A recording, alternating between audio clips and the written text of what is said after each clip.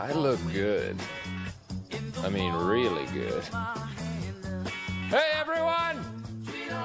Come and see how good I look! It's so damn hot. Milk was a bad choice. Although I do wonder which would be a worse choice, milk on a hot day or Carson Soucy ever, guys. Welcome back, everybody, to Big Apple Hockey, Ranger Central, Stat Boy Steven, Ice Cold Takes. We have a mega show to talk about the New York Rangers season. And we also going to have Jonny Lazarus dropping in from Daily Faceoff. And let's just get right into it, guys, because we were just having a great conversation before we even went live. I'm here with my partner, John Fulkowski from Big Apple Hockey. Phil, how we doing? And what are your thoughts on this season that just passed? I think shit show is the one term that I can come up with. Otherwise, I don't have a lot of good things to say. I feel like the team quit on not only themselves, the organization, but the fans and Sam Rosen. And that, I think the last part is the worst part of it. You quit on a guy that you knew was going to be in his final season, and you wanted to give him one more chance to call his last playoff game. And what did you do? You played like you didn't care. What? Because you were criticized and you were called out for the poor work that you've done? Just get rid of everybody on this fucking team.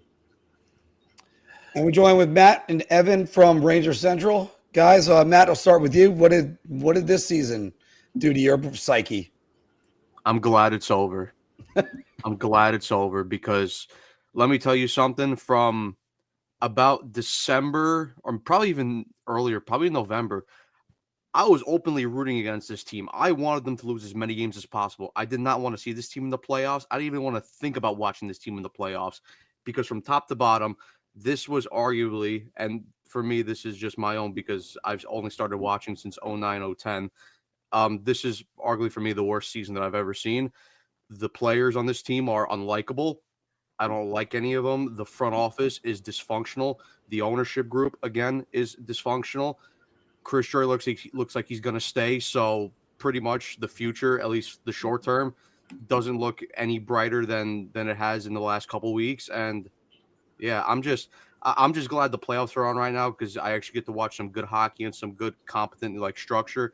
And then my favorite baseball team, the New York Mets, is one of the top teams in the MLB right now. So other than this shit show being over, I'm happy. Well, going to the guy that does the Rangers wrap-up shows and does Mets shows as well. Evan, we actually saw video proof of what this season has done to you. I don't know what we're talking about. It's just one season, guys. Just one season. Just one game.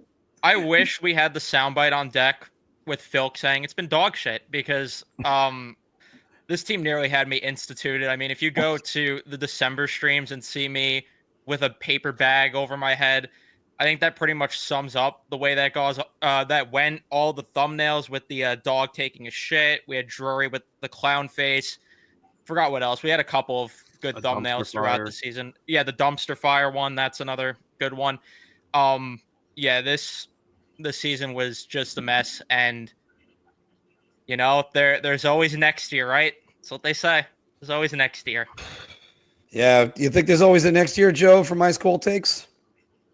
Usually my answer to that would be yes, because I'm the optimist. I'm the optimistic guy. But this season was just a disaster in every sense of the word. I was a pretty big defender of Chris Drury heading into the season, but then as it played out and seeing how the Rangers performed and all the things that he did that ended up backfiring, not even like the Trouba thing in the offseason. I'm talking about like the internal memo, the trade memo, trading for Carson Soucy, maybe signing Shesterkin. I don't know. Like you guys could discuss that later, but how am I supposed to root for him now, knowing that he's probably staying and this team hasn't changed? He hasn't made any personnel changes in 4 years of being president and general manager. the team doesn't work. They clearly reached their ceiling last year when they won the President's Trophy and made it to Game 6 of the conference finals. And then just seeing how the players reacted on breakup day yesterday, all their quotes, it's just like sounds like excuse making, and basically it all comes down to they cracked under pressure. Like they could not handle it once Zero. were traded, and the fact that we're still talking about this 1 year later tells me all I need to know, that two guys that were not the best performers on the team are still stressed over in that locker room by the main leaders of the group. That tells me all I need to know, and I don't know what to think heading into next year. I don't know how to root for Drury, but I know that I have to because it's my favorite team. I don't know what they do to make things right for next year. I don't even think they can, to be honest. Well, for this, you need a wealth of hockey knowledge and perspective. So we welcome in Stat Boy Steven. Oh boy, season's over, and I couldn't be happier. You know that meme about how millennials have lived through yet another once-in-a-lifetime event? Like this is what it feels like as a Ranger fan. Like I have survived watching the 2024-25 New York Rangers. It was a shit show from start to finish. Chris Drury was both ruthless and undecisive, which is quite the accomplishment for a general manager. And it led to the whole locker room being discombobulated. It was a shit show. At least 8 players have openly criticized the team or organization this season, which I've never seen before from any NHL team. As Joey alluded to, no accountability during breakup day. It's all about how Zibanejad saying that the first couple of months of the season were the worst thing he's ever lived through as an NHL player, despite the fact that he had 5 concussions, which is a wild take to me. But overall, like, I gave up. No, I didn't give up on the team. I gave up on this team's playoff aspirations in December. And I'll quote my grandma, who always says, expect nothing and you won't be disappointed. I don't know what to think of this team. They are the most unlikable roster I've ever tried to root for with this team. And to drive it home, what Joey said about, or what Phil alluded to, that they haven't won anything. Jacob Trouba saying at the start of the season that this is their last dance. When like the vast majority on the team has never even been to a Stanley Cup final. You haven't even been to the dance. What are you talking about? You want to go out right into the sunset when you haven't won a goddamn thing? They are just like, their priorities are just not aligned. And I always say this team has way too many players that don't hate losing. They don't hate to lose. If anyone watches Shoresy. It's a mess. It's a mess. And Phil, I did this with you yesterday, right? Where rank the defensemen where you would see them on a Stanley Cup. Yes, let's do that at some point. I don't know if do you want to do that now or do you want to do that a little later? You know what? Let's do that now. Let's get this exercise done before we forget.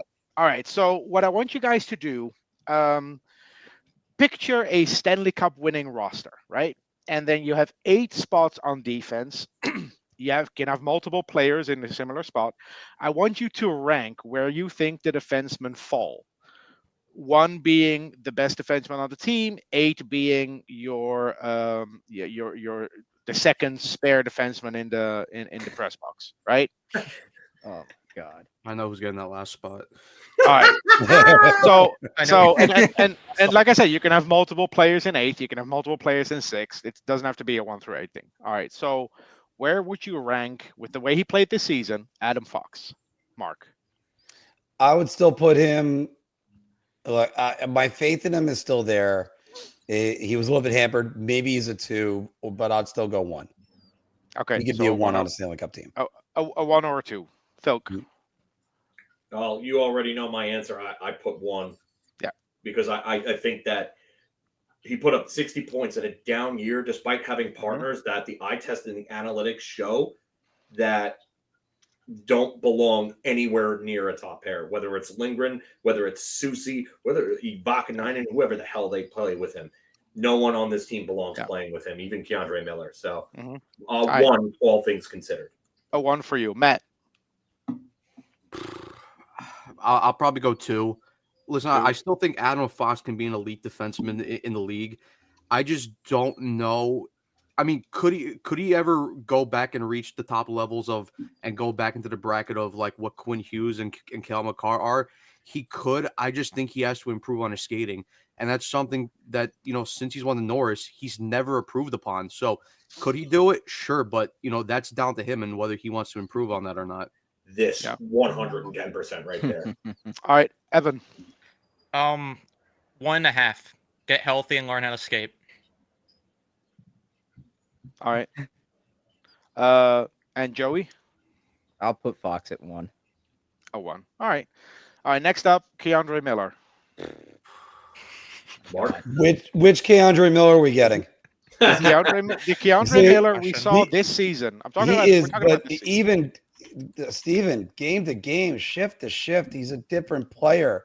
He's got more personalities than I was going to try to come up with somebody. All I came up with Two-Faced at the moment.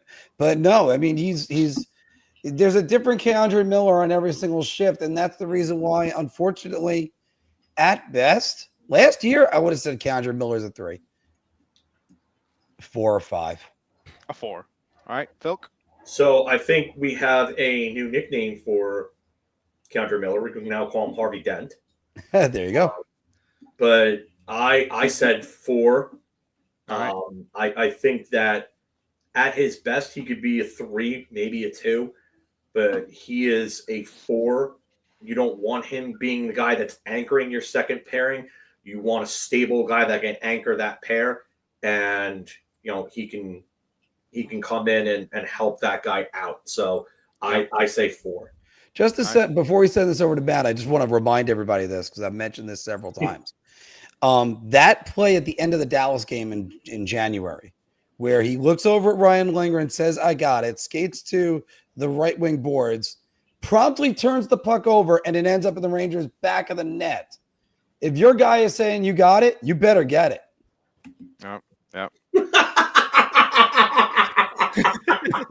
The first Mark chirp of the day. What about Jason Brodzinski? Jason Brodzinski, that's another good one. All right, Matt, Keandre Miller. 5. I think for me, he's too much of a head case for me to put him on a second pair on a quote unquote cup winning team. Listen, I think Keandre Miller, if he were to ever figure out his mental issues, I think he actually could be a really good defenseman because I like his skating ability. I like his offensive upside, but just he's so inconsistent. And that's always been his biggest problem throughout his short NHL career so far. It's like you don't know what you're getting from him from game to game. I mean, the amount of misblown coverages he's had in the D zone is terrible.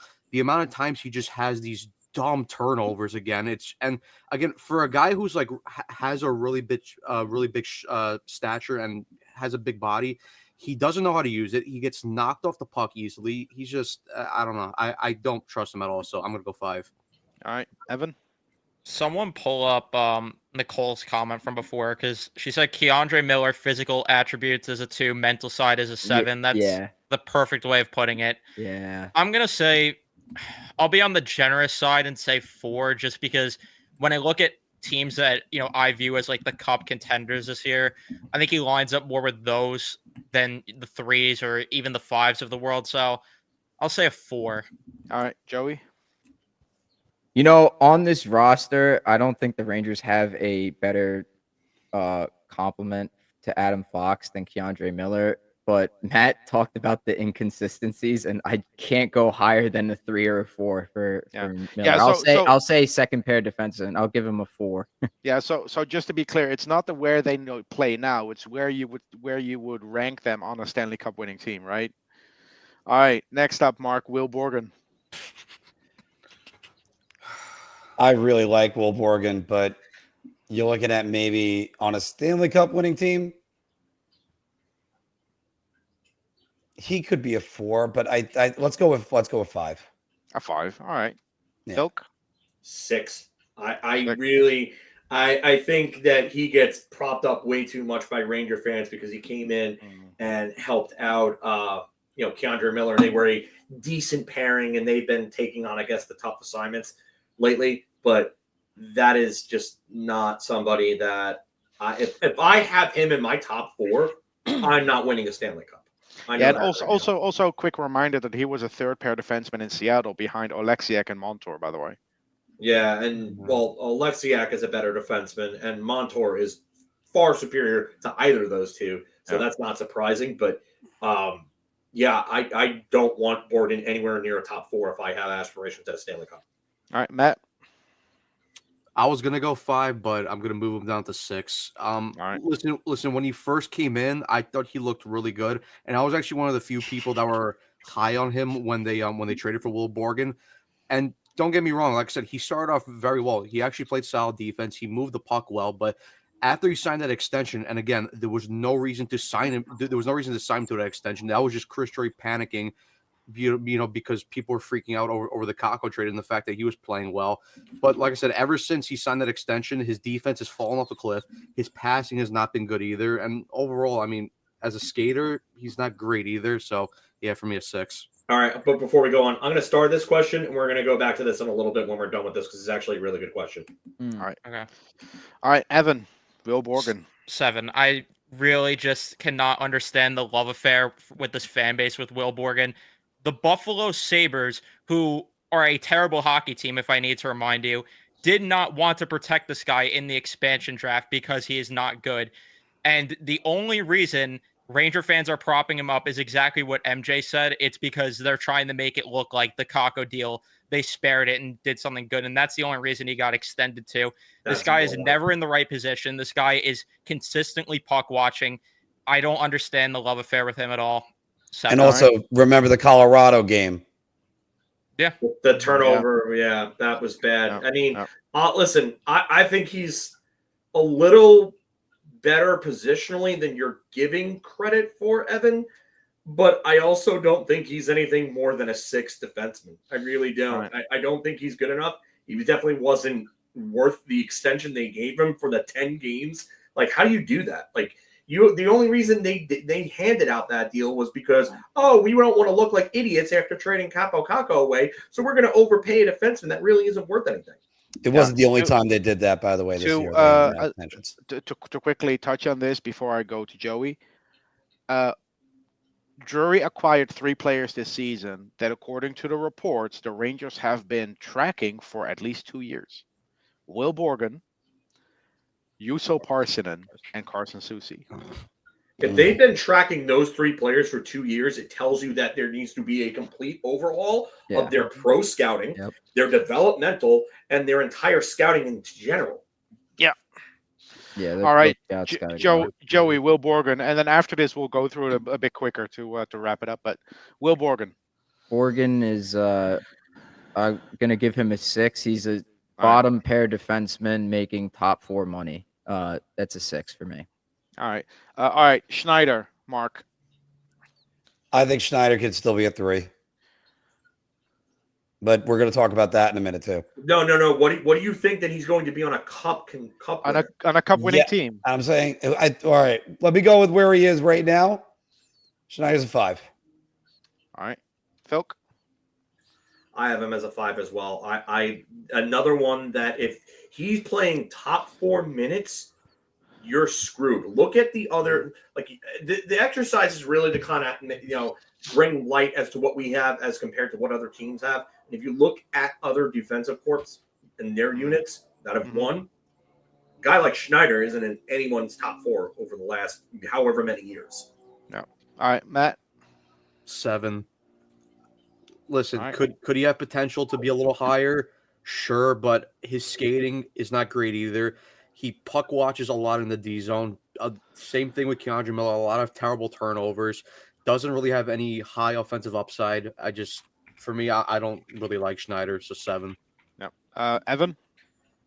I'm gonna say a 6 because I think that there are some attributes to his game that could be improved, but the thing that's just makes no sense to me still, which I'm sure we'll talk about more, is just how this team contradicts how they value Schneider, because 1 minute he's untouchable and then another minute they're getting guys ahead of him on the depth chart and extending him.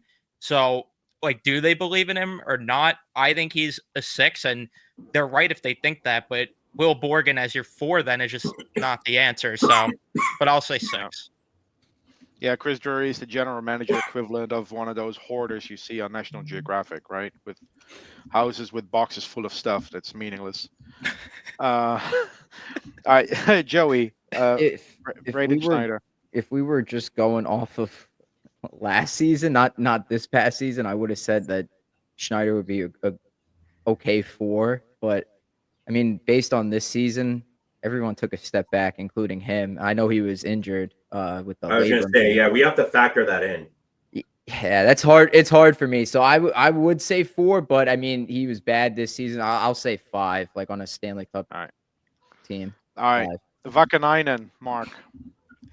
Steven, I started smiling because I knew this one was coming. And there's 9 Finnish defensemen in the NHL. He wasn't going to make Team Finland until there was an injury. He's a 7. Yeah. You can use him for half the season. That's about it. Yeah. All right, Philk. That's what I said yesterday. I said 7. You cannot have this guy playing big minutes for you on a regular basis. And not only that, you shouldn't have given him $1.55 million. Like, what? Or how stupid do you have to be to go pay that for a 7th defenseman? Yeah. All right, Matt. 7. He's a rotational defenseman at best. I mean, listen, could he come in for a couple games here and there and provide you with a solid game or two? Sure, but to put him in your lineup for a long-term season, 82-game season plus playoffs, you're not going to see anything from him. 7. Yeah. All right, Evan. I'll say 8. I've seen better depth defensemen. All right, Joey. I'm gonna say 7th. 7th defenseman. 7. All right. I'm not sure if I should include this guy because he's pretty much gone, but Zach Jones, Mark. He's a 7 at best. All right. Philk. I'm pretty sure. I think I said 7 yesterday. A guy that could come in and give you the one thing that he's like good at. Like I said yesterday, was puck transportation. He has the ability to break the puck out of his own zone and move it through the neutral zone and make the first pass out.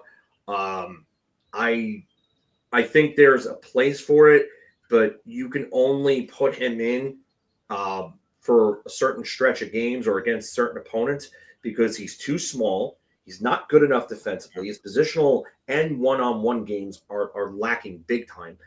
And yeah, I'm gonna. Oh my God, yeah. I said that yesterday too. But yeah, you can't have him in as a regular. I'm sorry. Yeah. All right, Matt. 6. I like Zach Jones's game, and I think if he was like ever given a full like run out over a long stretch, I think you would see him improve.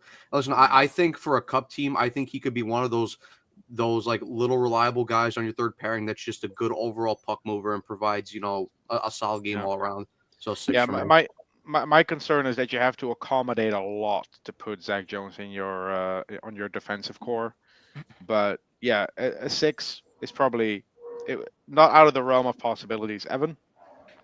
7. I've been accused of being a Zach Jones glazer, but I just believe that if he went to a smart team, he would be someone that would thrive there and potentially be a 6th defenseman. But if we're talking, teams like the Rangers and just even on a cup-winning team, more likely a 7 either way. All right, and Joey, Zach Jones. I've always been high on Jones, but I've never to the point where it's like, oh, this guy's gonna be top pair, or middle, or second pair. I'll give him a 6 because he could break the puck out. He's got to work on his shot though. All right, and then Carson Soucy, Mark. 9. Okay, we'll expand the list to 9 for this one. No, and an 8 thing, in an 8-person slots, he's 9. No, Carson Soucy's a cone. Yeah, he's 8. Philk. I said 8 yesterday. This is nobody, and you know what the sad part is? years back, I was high on Susie. I thought he was going to develop into like a decent 5. I would try to be optimistic about getting him. I knew the numbers and the analytics were not good and kind towards him the last couple of years or so. But I tried to hold out hope and say maybe he would improve with a change of scenery. Mm-hmm. Nope. Right. I'm not going to make that mistake again. Definitely an 8. All right, Matt. Carson Soucy. How low does this ranking go? 8. You know what? The fucking center of the earth. That's where he can go. That's where he belongs. The guy is shit. Look, listen. I know there's 26 letters in the alphabet, but you're going to get as low as an F in high school, right? Oh no! If someone could get lower, it's Carson Soucy. No, the guy's just terrible. I mean, I didn't want him coming from Vancouver. I saw the warning signs. I saw everything that this decor lacked. The fact that they couldn't skate, the fact that they couldn't pass, and you get the guy in Carson Soucy who basically does all that. Can't skate, can't pass. He can't do anything. I mean, this guy is so bad that he makes Patrick Nemeth and Jarrett Tenori look good. That's saying something. All right, Evan and Joey, Carson Soucy. Stop being so mean, guys. Stop. He's right here with me. Just don't be mean to him. I'm with Matt. As low as you could go to the Earth's core. Like Philk used to say about Nemeth, he needs to be fired into the sun by a cannon. He's terrible. Dog shit, wolf shit, whatever shit, elephant shit, whatever you want to use. That's what he is. I'm not giving a number. He's terrible. Joey? I don't think I could give a number on this. I would rather have Ben Harper. Quite literally, I would. All right. So that basically wraps up. Yeah. So that basically wraps up the exercise, and this is the problem, right? To drive it home, what this exercise is about. Jonny Brodzinski playing center on your third line does not make him a third line center. No. Right? Yeah. Looking at the defensive core right now, the players that are going to be here next year, so we're not looking at Trouba, Lindgren, or even Kelvin DeHaan because he'll be gone. Next season, including the RFAs, the Rangers have one top pair guy in Adam Fox, one second pair guy in Keandre Miller, and then they have a bunch of third pair defensemen. The problem the Rangers have is that they need to plug multiple holes on their blue line for this team to even be considered a contender. So, sorry, Sean. Sorry, Sean. Should everybody? By the way, just to say this, everybody thinks that they were a coach away from a Stanley Cup. No. That's a good dose of cold water.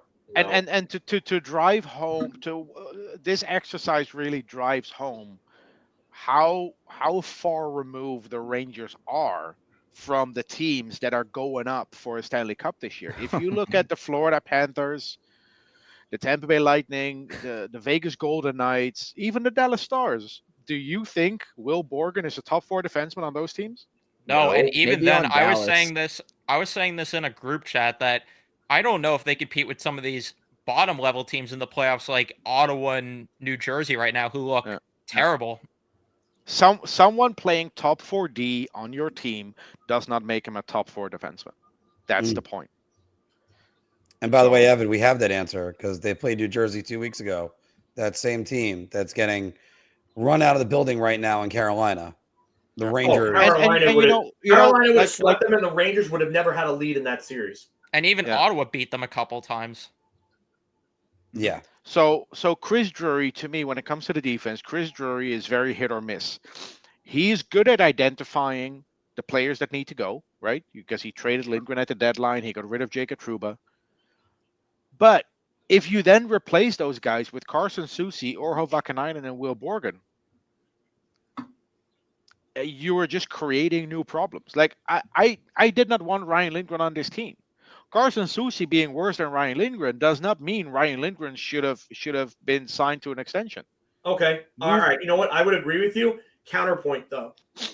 What was the solution or the player or players that would have been available to replace those guys?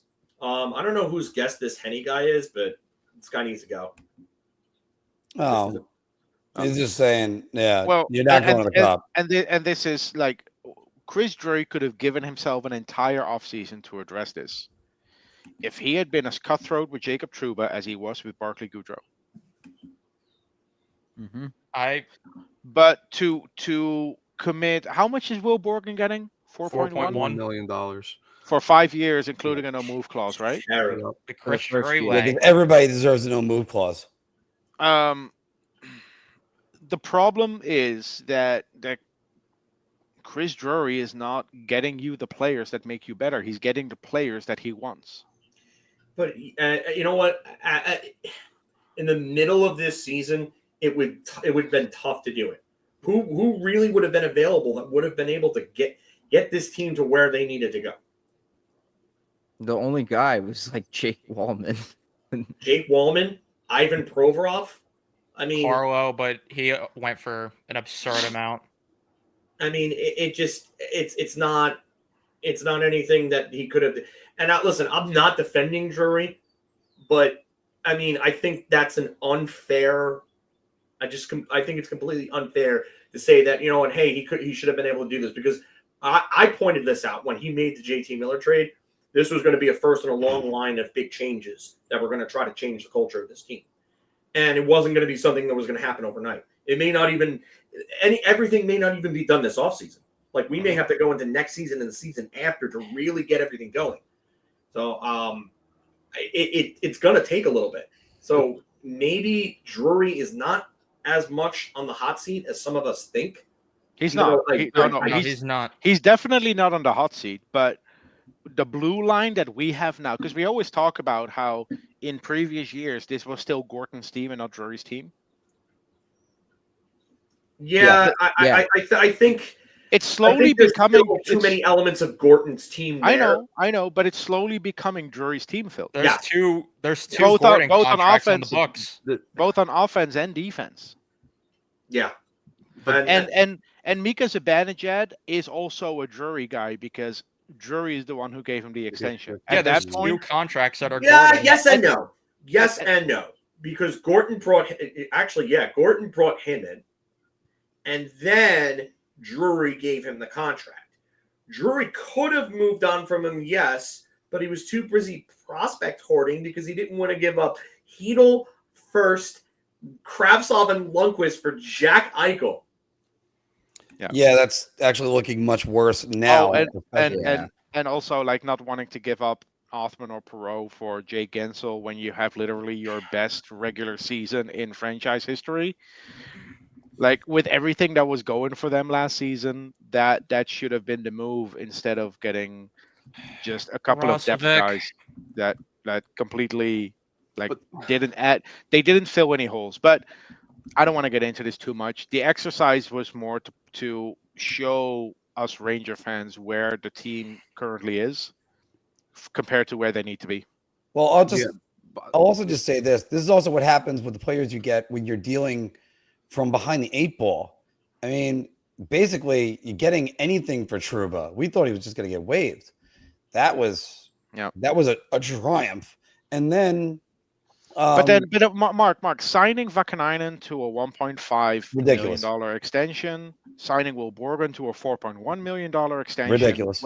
When both of them are not more than a third pair defenseman on a Stanley Cup winning team, there's a bit of a disconnect. But anyway, we'll move on.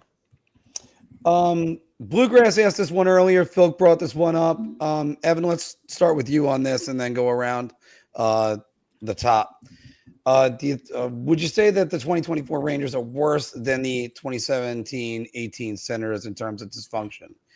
That's the only one he could think about with the parallels. I'll start with you on that and then go to Joey in the round.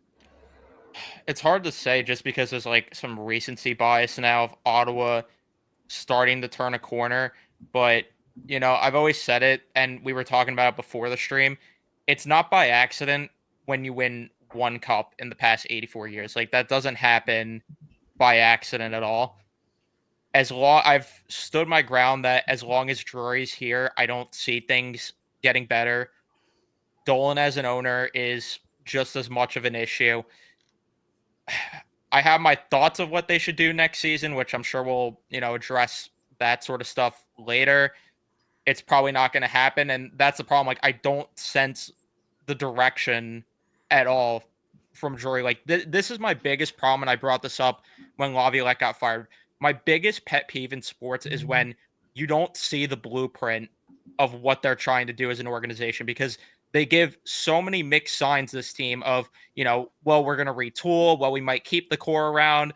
We're going to keep the core around, but, just revamp a little things around it again, or, signs of maybe tearing some of it down. I don't know what the blueprint is. And that's the biggest problem for me, which is why right now, I mean, yeah, you could say that it looks more dysfunctional, because at least with Ottawa, they were clearly headed at one point towards, we are rebuilding and this is what it is. The Rangers right now, what is the direction?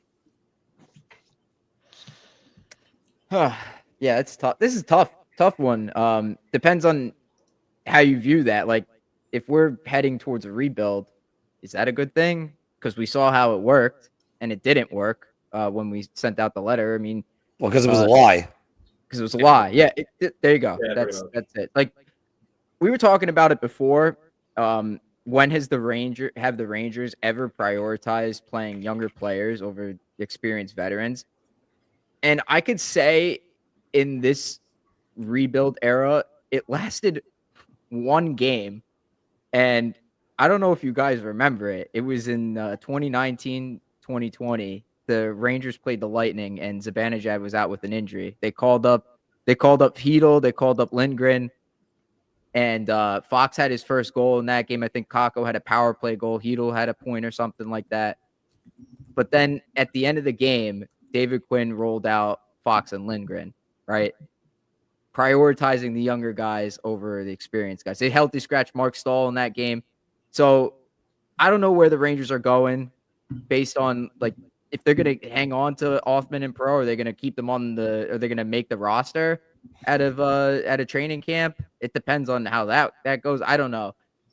17, 18 Senators are just like a different kind of dysfunction, because that was like between the players, I would say, right? Yeah. More so. And this is the play between the players and like Chris Drury and ownership or management. Was that also the year that they had the Hoffman Carlson? Yeah, yes, that's what I'm saying. That was the Hoffman Carlson drama that really caused a lot of that. This right here is like a WWE triple threat match between the players, the coaching staff, and the management, and that's why it's two completely different definitions of dysfunction, two different types, I should say. But this is not ideal at all. In a way, I think that this might be worse because there's less of a path, or a more diluted path, if you will, to getting around this and moving on, as opposed to that where it was just Hoffman had to go because Hoffman and his wife were completely toxic. Ottawa hasn't really recovered since until now, but like they're well beyond Carlson and Hoffman. Like, they're years and years beyond that. I don't know how long it's going to take for this team to get back to like where they were last year. Yeah. Also, I know at the time it wasn't really mentioned as a dysfunctional issue, but looking back at that roster, 2017-18, was also Alex Formenton was on that roster, who that season at the World Juniors, of course, had the incident that he's now on trial for. So in hindsight, that's another angle that I don't know how much that affected the situation at the time, because no one knew about it. But yeah, the Rangers this season are just a whole different tier of shitstorm. I mean, again, they're always going to talk shit about your coaches. But Matt, what are your thoughts on the level of dysfunction right now in this franchise? I mean, probably, comparing it to the 2017-18 Senators, I'd say it's probably worse. I mean, just because, like what Phil mentioned, that, it's a triple threat match because you have the whole dysfunction between the players, the coaching staff, and the front office. And that's like, and at least, that's so much worse than it just being between the players, because at least between the players, like, you can eventually get through it. And I mean, and I agree with Evan's point. And, we've talked about this before, but until Chris Drury goes, it's not going to get better. It's going to get worse. And let me tell you, for for that Ottawa team, because obviously, you take a look back and the previous year in 2016-17, they obviously got within a game of going to the Stanley Cup final. They obviously lose in double overtime to Pittsburgh in that playoff run, but it took them 8 years to get back to making the playoffs in general. And I'm telling you right now, like, maybe fans don't want to hear it, but you can probably expect something similar with the Rangers. Like, it's going to get worse before this gets better. And at least the thing with Ottawa, at least they went out and they could, draft and develop young players. I mean, look at their current core right now. Brady Tkachuk, drafted and developed. Tim Stützle, drafted and developed. Drake Batherson, drafted and developed. Shane Pinto, Jake Sanderson, Thomas Chabot. Do you think really that the Rangers could do that? Develop that many young players? Absolutely not. So wait a minute, you mean to tell me? Sorry, wait. You mean to tell me that you don't draft a guy third overall and put him on the third line and relegate him to 5-on-5 play his entire career? You have to teach. You have to teach him how to play hockey, Mark. You have to teach him how to play hockey the right way. Yes, Mark. Let me tell you, it sounds like a crazy concept that you shouldn't do that, but it actually works. It's crazy. I know. Yeah, I think the biggest difference between the Senators that season and the Rangers this season is that the players don't have issues with each other, right? The players don't have an issue with the head coach that you could easily replace. The players have an issue with the general manager / president. That is an issue so much bigger than whatever Ottawa was dealing with. Yeah, the Hoffman-Karlsson incident was bad, but other than that, like, did the group of players in the locker room in Ottawa collectively dislike the general manager? Who was it at the time? Pierre Dorion? Pierre Dorion. Yeah, Pierre Dorion. Yeah. The fact that we have to ask that question answers everything we need to know. Yeah. If the players have an issue with the general manager, that goes so much further. Not highlight that comment. That goes so much further than what we usually see. But it's ridiculous. Going into, like, further from this, with Mika Zibanejad talking yesterday how he couldn't get over the Barclay Goodrow trade that happened, or incident that happened way before the season started. And then there were problems with Jacob Trouba. They couldn't get over that either. This team is softer than cooked marshmallows. Like, are you kidding me? You couldn't figure it out? How about remember that you're a professional athlete? Be a professional. Go to work. Do your job. I mean, the first commitment should have been everyone in that room. You should be committed to everyone else in that room. And I don't give a flying F what the GM does or says. That's a joke. And then you worry about the coach because you talk to the coach all the time. How often do you talk to the general manager? The only that was a line in Moneyball where Brad Pitt saying, "I don't want to get to know the players. I have to trade these guys if I have to." So, and then on top of it all, you get rid of the captain, and the same day you hand out an $11 million 8-year extension to a goaltender. Players, they must have broke their neck snapping it that hard going from one side to the other. And can I jump in and say, because this is something that we didn't even talk about with Drury, how in his exit interview or whatever interview it was, like when Laviolette got fired or whatever, he's just basically going up there and being like, yeah, this is on me. This starts with me. Then why do you keep firing so many people if this is on you? Obviously, you're not going to fire yourself, but if this is really on you, why is everyone going and being in the line of fire, and then you just get to sit back, relax, and continue to run the ship here? It just makes no sense. And then I commented in the chat before because Gabe was saying that he blames the players more than Drury. Drury is definitely part of this. I mean, the Kravtsov situation, like I said, is proof of this. When he was the assistant GM, he went in that Hartford locker room and embarrassed Kravtsov right in front of his teammates. If you can't tell me that Drury is not at the very least part of this, and at the end of the day, he controls the roster and controls the collection of guys in the room. It's like what David Stern says, and I know people don't want to hear baseball connections, but he talks about all the time how you need to have the right mesh of guys. Like, chemistry is something that develops naturally. And if you clearly see there's an issue in there, then you got to cut it out. That's why they got rid of Jorge Lopez when he threw his glove into the crowd, because they saw an issue there and there was division in the locker room, and he helped fix it. MJ, he basically told Kravtsov in front of the entire Hartford Wolfpack locker room that he quit on them for exercising a clause in his contract to go back to Russia if he didn't make the NHL roster. Phil, I'll actually expand on that a little bit because Steven actually might have a little more on this than I will. Yeah, so back in 2019, Vitaly Kravtsov, 1 year after he was drafted, was given an entry-level contract, and a lot of players that sign coming over from Europe, where they already play professionally, usually negotiate what's called a European assignment clause, which states that if you don't make the NHL roster, you have the option to be loaned out to your European team. Tarmo Reunanen, who was a 4th-round pick in 2016, I think, signed an ELC the same summer as Kravtsov with the same clause, activated it, went back to Finland, not a word. Kravtsov does it, and Chris Drury, who was the general manager of the Wolfpack, came down from his office, stopped practice to scold Kravtsov and call him a quitter for giving up on his teammates. A year and a half later, he is on the team, right? And he's wearing a Wolfpack t-shirt in the locker room, and Chris Drury tells him to take off the Wolfpack t-shirt because he didn't want him wearing a Wolfpack t-shirt. I didn't even know that part. Yeah, the Drury stuff goes much further than that too. There's the Elias Anderson situation, who was rehabbing from a broken foot. He requested if he could rehab either in Sweden or in New York because he knew people there, and Drury said no. And then he was lonely in Hartford, felt himself slipping into a depression, and he went to Sweden anyway, and then they suspended him without pay.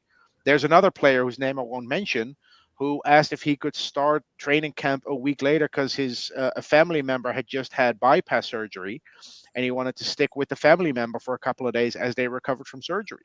Player was denied, and he was suspended without pay. Sean Day terminated his entry-level contract. Have you ever heard of a player terminating an entry-level contract? I remember that. I remember hearing. Phil, have you ever heard of a player terminating an entry-level contract? No, I've seen the Blake Wheeler thing. I've seen Eric Lindros. I have never seen a player terminate their own entry-level deal like that. To get out of an organization. How bad were things under Chris Drury? And could someone pull up Iceman's comment from before? Because this is part of the problem, is that the organization feels this way and the fans feel this way.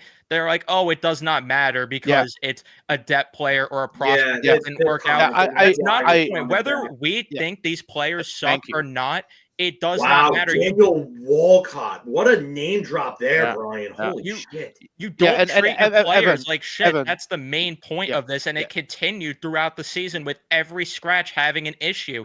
You didn't hear a word. The Islanders were the comparable. Let me just finish my point here. Right. The Islanders are the comparable, and I think Anthony brought this up. Matt Martin's closing in on 1,000 games, and he got scratched multiple times, never said a word. Why is it that the Rangers have this issue, but no other team that has scratches have this problem? Because there's communication and respect between the players and the management. Yeah, wow. And you know, it is the Islanders fired Lou Lamoriello. Yeah, look. Is that really? Is that real? It doesn't matter, Dave. It doesn't matter. You don't. If this happens in real life at your job, do you know that there's going to be a massive shitstorm? And Dave, you're an NTA bus driver. Your union's getting involved in that. There is a massive shitstorm. Anybody that works for a big corporation, this is going to HR. HR is mediating it. You don't embarrass your employees like that. You don't do that. It does not matter if you're a star player or a depth player or a blue chip prospect or a long shot prospect. You treat your players with respect. This was not, Chris Drury didn't yell at Kravtsov because he did anything wrong. You know what he did? He exercised a contractual right. He exercised a clause that was given to him. He didn't do anything that you can suspend him for.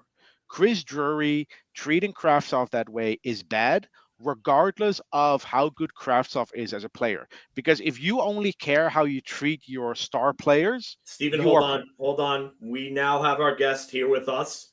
Joining us, you know what, I'm going to give him a minute. Yeah, I'm gonna give him a minute, All but right. we're gonna bring him in a second. All right. But yeah. So just finish up that point real quick. Yeah, to quickly drive home my point. If you think in a way that it doesn't matter how you treated Kravtsov because he's not one of your star players, you're kind of part of the problem. Yeah, absolutely. I definitely agree with that.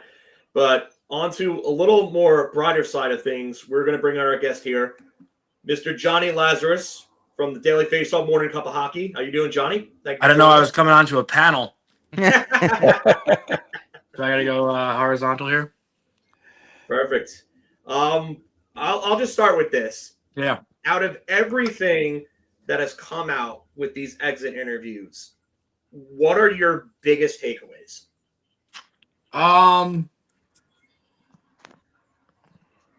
There's a lot. I don't know if you guys saw, I tweeted probably like 30, 40 minutes ago. I think I like that, yeah. Yeah, I went back and listened because I was trying to like remember what they said the day Trouba was traded, and then like, you know, how that whole situation and day spiraled into the rest of the season. And I don't have the quote in front of me, but it was something along the lines of any of us could be next. Any one of us could be next. And I don't know if I'm sure you guys have been talking about it, but like, you know, I see and hear everyone talking about, well, if the players were that upset about Barclay Goodrow and Jacob Trouba, they need to grow up, you know, like all those takes. And listen, while I agree with that sentiment, I don't know if this whole thing, the whole narrative was actually about Trouba and Goodrow themselves, or more so about that any of them could get the same treatment that those two got any day of the year. And when that is in the back of your mind as a player, you know, it could be very hard to go out there and perform. And listen, I'm not saying that's the reason or that's the cause, because, you know, a lot of this was also effort. Like they could have at least gone out there and showed that they cared, right? At least showed a little bit more heart. But, you know, any human being, when you feel threatened of some sort, it's only human nature to not, you know, feel your most confident or feel the best about your game. And this team that we watched this year was not a confident group. The team we watched last year was a very confident team. They were making plays. Artemi Panarin and Alexi Lafreniere were making backhanded cross-slot passes that I never have seen the Rangers make before.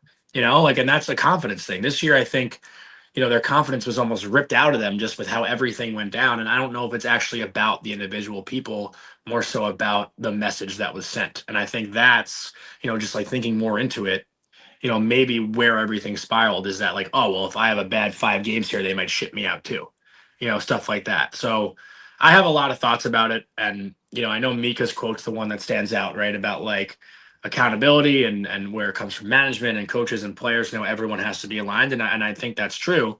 But also at the end of the day, like what we watched on the ice, like that's where the story is told, right? Like that's what needs to be convincing. That's what needs to be inspiring. And nothing that I saw on the ice this year convinced me that like there should be more connection, if that makes sense, right? Like if you play well on the ice, I'm sure management will be happier, and then the coaching staff will reward you. I have a lot of thoughts, obviously, clearly, but I'll spare you guys me rambling. No, please. And I have one more question, and I'll turn it over to someone else after that. But breaking news, I think you just retweeted it before. I just saw, yeah. Yeah, Lou Lamoriello as not being renewed by the New York Islanders.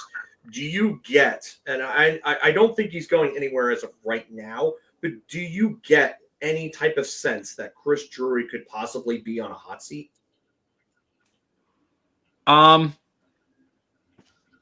Just your opinion, nothing from sources or anything like that, but just your feeling.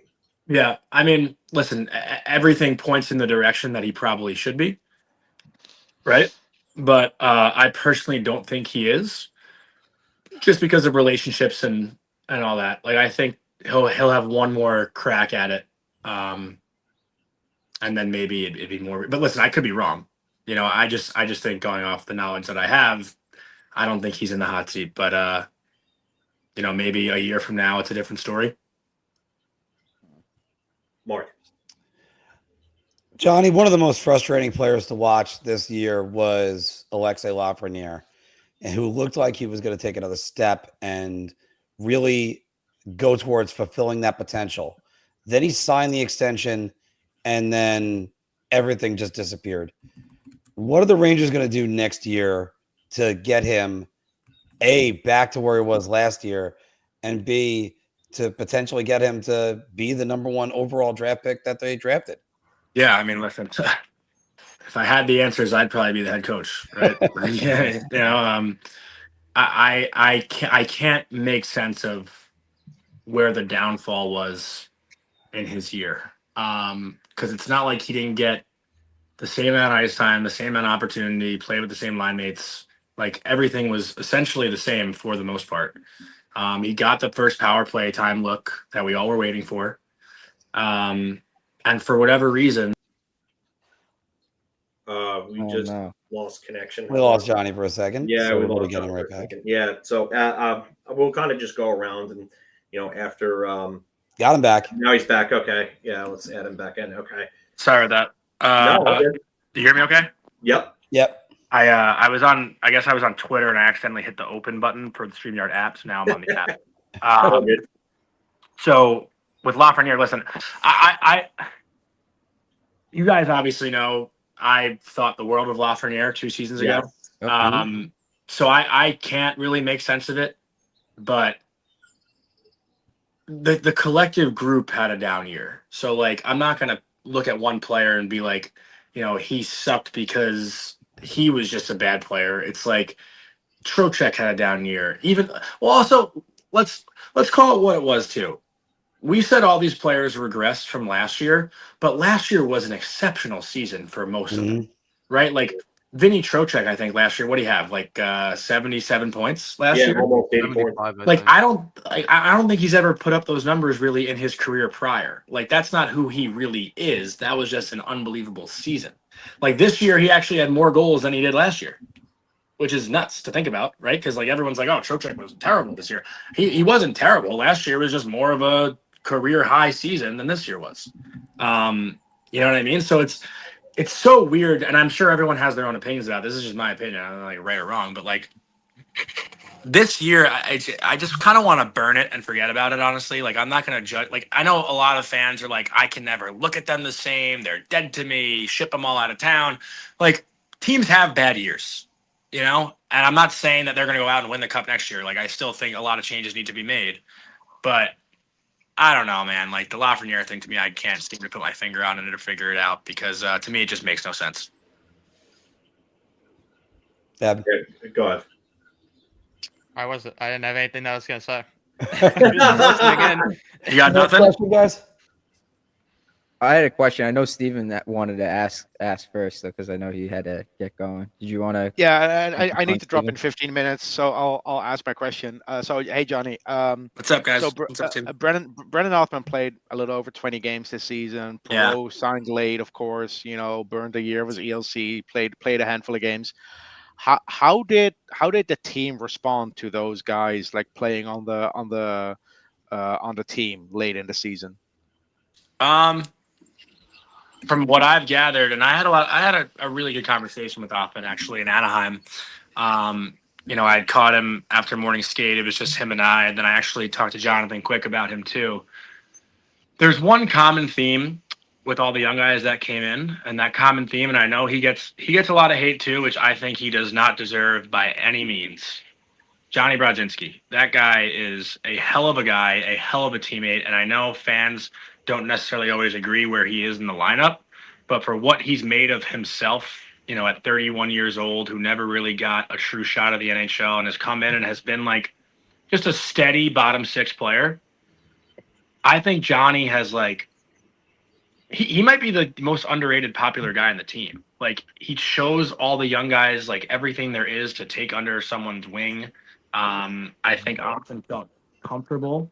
Obviously it's tough, right? Like I'll speak on my own experience. Like when you go to a new team or, this is obviously not the NHL or pro level, but like, and you don't score that goal, it's almost like I'll compare it to like making a first sale at a new job, right? Like you don't feel like you're necessarily in it or like you're contributing to it until you get that one thing. Then all of a sudden you're more comfortable. Your personality shines a little bit more, once you feel like you've actually contributed.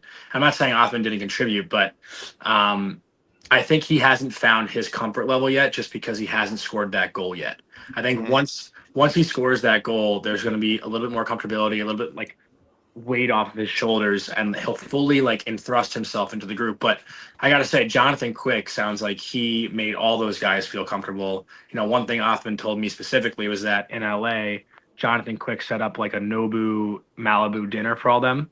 And it was Othman's I heard about that. Yeah, it was Othman's like first time like eating sushi or eating seafood, and I was like, well, that's a hell of a first place to try seafood. So don't ever eat seafood again. It doesn't get. Yeah, that's exactly what I said to him. Right? That's exactly what I said to him. I was like, don't go to Kotobuki in New York City now because it's not going to taste the same. With Perot late in the season, he played for only 5 games, but looked relatively comfortable. Do you think he has a chance to make the team out of camp, or do you think he's definitely gonna spend some time in the AHL? It's funny because this question got asked in the chat too by Dave, so actually answering Johnny, just to address this, I accidentally said Gabriel Pajot once. That's where the joke is. You never slip up though, I feel like. Never. That's funny. That's good stuff. I think if Gabe Perreault makes the team out of camp, he's playing top 6 minutes, and if he isn't going to crack the top 6, he'll play in the AHL. I don't think whoever this next head coach is going to be will get away with, bearing a young top 6 skilled sort of player on the 3rd or 4th line. I think it does them no good. I think everyone now knows that seems to be the trend around here.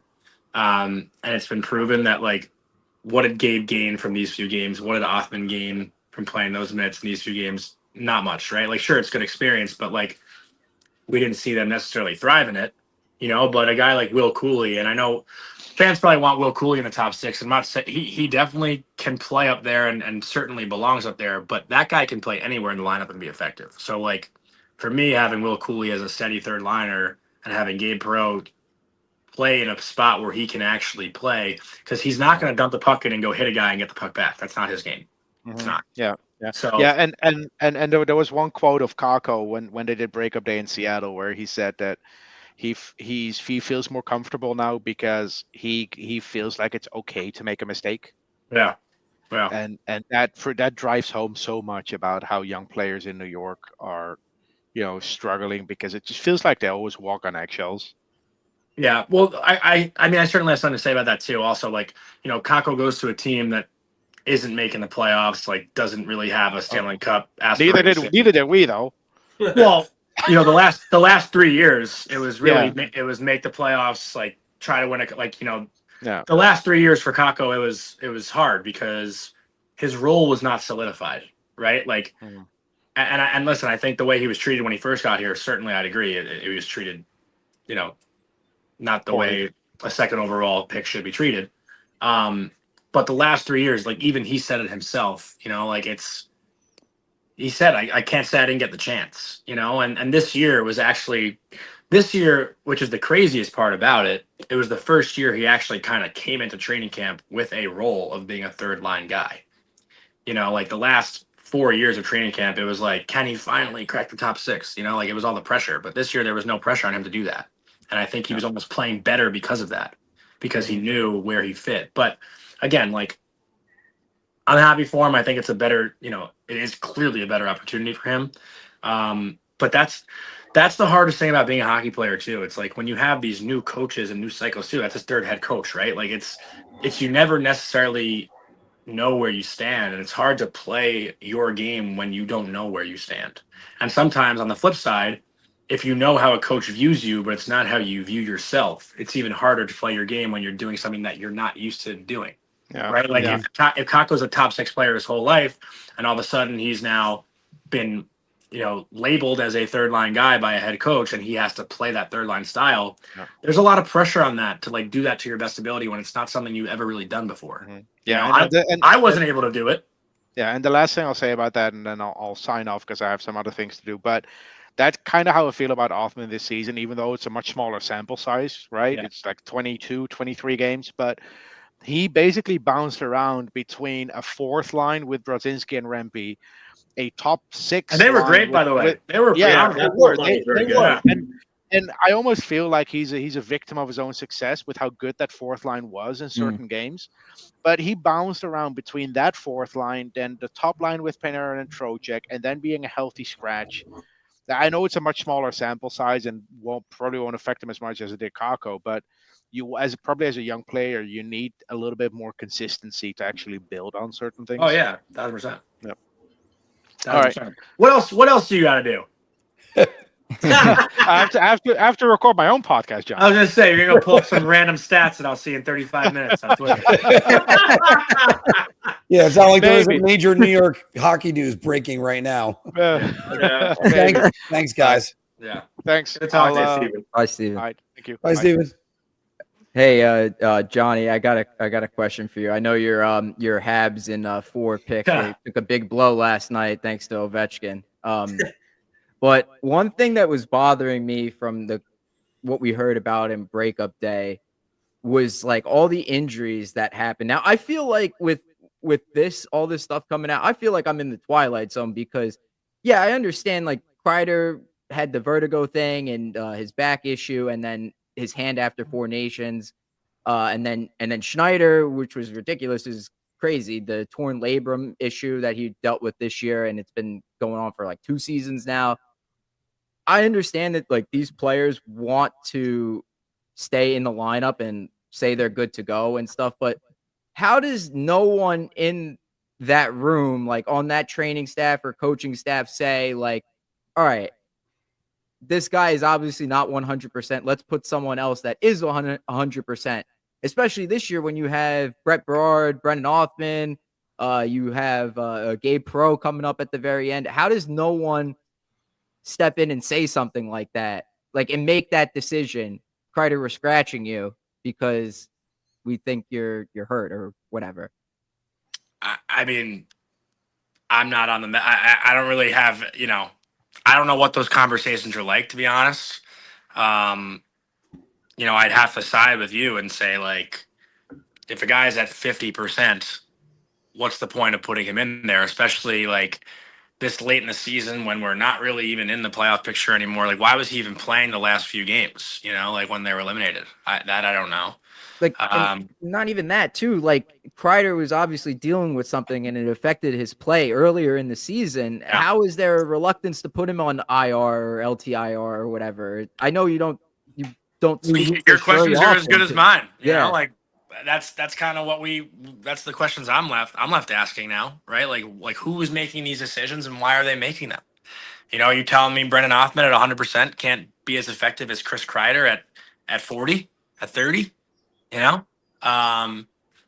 don't know, man. It's frustrating, and that's what's annoying, and that's what's I was asked this question before. Like, I have so much respect for these guys that are willing to put their bodies on the line night in, night out for 82 games. But at what point, are you looking in the mirror and saying, is my 30% going to help this team? Like that's the question that I think is tough. And listen, nobody wants to sit in the press box and watch, right? Like that's the worst thing in the world. So, I get why Kreider would want to be out there. And I'd have to imagine if things were going better, maybe there's a better chance he does sit out. But because I'm sure internally he felt like he could help the team, he's not going to take himself out, right? Like, had the Rangers been in first in the division and the playoff picture was looking safe, he'd probably come out so he can rest up and get healthy for a playoff run. But because they're not in it, it's just, that's the only thing I can think of. I haven't talked to him about it directly. I haven't heard anything about it directly, so it's hard for me to sit here and like say what those conversations were, but that's the only thing I can come up with. Yeah, like it probably would have been a better question to ask Peter Laviolette, but I mean, he's no longer there anymore. Yeah. So that's like when we found out about it after he was let go. So, I mean, that's just, like you said, it's just the thing that bothers me the most is that we probably won't ever get that answer to the question. And like a guy like Edstrom gets hurt and he comes out right away. And I mean, he gets the surgery to fix the problem. I mean, that's his decision and stuff. But I'm just like, it bothers me that like Kreider gets to stay in the lineup. I respect him a lot for playing through that, whatever issues he was dealing with. It's just frustrating, like you said. Yeah, it's just frustrating for me too. I don't know. Maddie, yeah. Matt, did you have a question? It looked like you had a question for a second. Yeah, I did. Hi, Johnny. So basically, a couple days ago, we find out the news that Peter Laviolette has been fired, and towards the end of the season, because obviously you guys are in there after games, and you guys talk to him during the press conferences, and he basically came out with one of the quotes saying that basically after a win or loss, he doesn't go into the locker room. He really doesn't have a message for the team, because I get it, like the changes from last year to this year in terms of tone and just atmosphere and team chemistry. Obviously we heard the things, about like the players pretty much quitting and stuff. Did you ever get a sense, and if they did, when did you ever get a sense during like the press conferences? Could you tell from Peter Laviolette that it felt like he was starting to become checked out during the season? Because I mean, also the same thing we saw during the practices and stuff. And I mean, obviously, like I think you're there also, and you do watch the practices, and we saw the thing, when Peter Laviolette was trying to talk to Chris Kreider about something, and he basically just brushed him off and skated away. So basically, yeah, like when or if did you kind of notice that Peter Laviolette started to kind of get checked out? Listen, I think the locker room thing, that quote was misconceived a little bit. Like, he didn't say he doesn't go in there after wins. He just said, I don't go in the room. Like, I don't have a message. I think he just, after wins, I've seen him in there. Like there is video of him going to locker rooms after wins. After losses, from what I've heard, it's kind of common around the NHL for coaches not to go in rooms after losses. Not every coach does it, but some coaches do that. So that's not something I'm looking at and being like, oh, this guy's checked out. Like, I think that quote was kind of taken and spun into its own narrative. I know Ryan Warsofsky's the same way in San Jose. He doesn't go into rooms after losses. Like, it's something that coaches do. I actually had sometimes in college, my coach would not come in either. It's just, after you lose, there's not a message that really needs to get across. Everyone in the room kind of knows what went wrong. But Laviolette as a whole, and full transparency, like I wasn't able to make it to as many practices this year just because it's tough to get there when they practice at 9:30, 10 o'clock, 11 a.m. and my show doesn't end until 10:15, and I get to Tarrytown by like 11:45 and I missed the whole practice. So I wasn't able to go a lot this year. But from everything I've gathered, like I don't think he was checked out, but it sounds like he definitely didn't look into analytics so much. And that's conversations I've had with a couple people that like look into numbers and do all the numbers. And, I brought it to his attention about Keandre and Fox, and he only put them together really in the third period when the team was down a goal because he thought they could provide offense. And I asked him the question of like, this is probably like 6 weeks ago or 7 weeks ago, why do you feel so confident putting them together in that situation, but not to start a game? And he always just gave the answer of like, we make certain decisions based on certain situations. He never really got into detail about the decisions he made. And listen, fans get frustrated with me about the questions we ask, but like sometimes there are coaches that just don't give you answers, and sometimes there are coaches that do. Like I've asked Spencer Carberry a shitty question, but he runs with it for 3 minutes and turns it into a great question because he gives a great answer. Like I think every coach and every player is different in the way that they respond to things. And with Laviolette, I can't sit here and say that he was checked out, but I also feel like he was almost out of control a little bit just because of all the turnover that happened this year. You look at all the roster changes and the way situations were handled from up top, and it's like this guy's coaching a team that he has no idea who's going to be in and out of the lineup on any given night just because people are getting traded and they all this talk. And, there's so much shit that happened this year. Like last year, would anyone have said Peter Laviolette wasn't dialed in? Like, no, because the team's having success. But when the team loses, we all look and try to find some sort of answer as to why this, failure is kind of happening.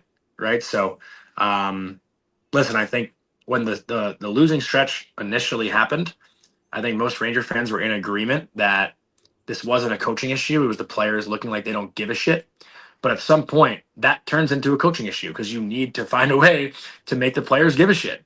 So I don't know. It's the whole year is just so bizarre to me. And I don't think there's really one thing that went wrong. It was just a spiral of things that went wrong. And, I've heard John talk about it too, I feel like. And listen, this team over the past 3 years, like, essentially was the same team, but the power play started to suck this year, and the goalies weren't making the saves that they normally made.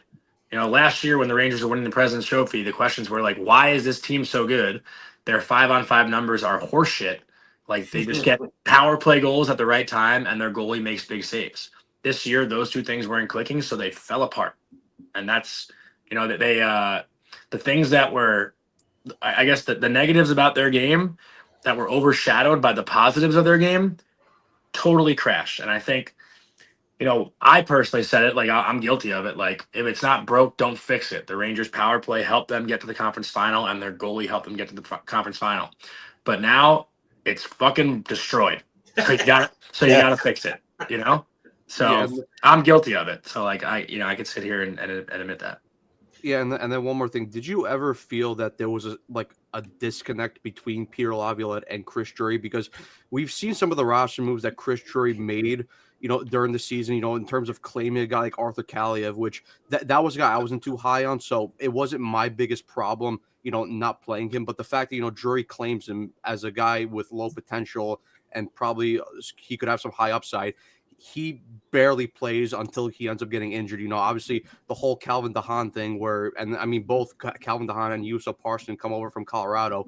They both don't play a lot. And then, we ended up seeing the Calvin DeHaan quotes about, how basically, he felt that, basically he was kind of being mistreated in a way. And then, pretty much, and then the whole thing with like the Gabe Perreault thing pretty much sitting him because you burn a year of his ELC with only 8 games to go. And listen, I get there's a whole thing, of having a Perreault having, leverage and stuff over that because, he could demand out. We've seen it before with a guy like Cutter Gauthier, but like, to me, it just doesn't make sense how, and I get that the Rangers were still technically in a playoff race until the bitter end. But, when you compare that to another organization like the Montreal Canadiens, and you see that they're also in that same situation, and then they bring in a guy like Ivan Demidov and trust him in that situation at the end. It's like, was there or did you notice a disconnect between those two? He's having some connection issues. Yeah, we've seen that before with Anthony and his Wi-Fi. I'm gonna try to reach out to him just to make sure he's all right.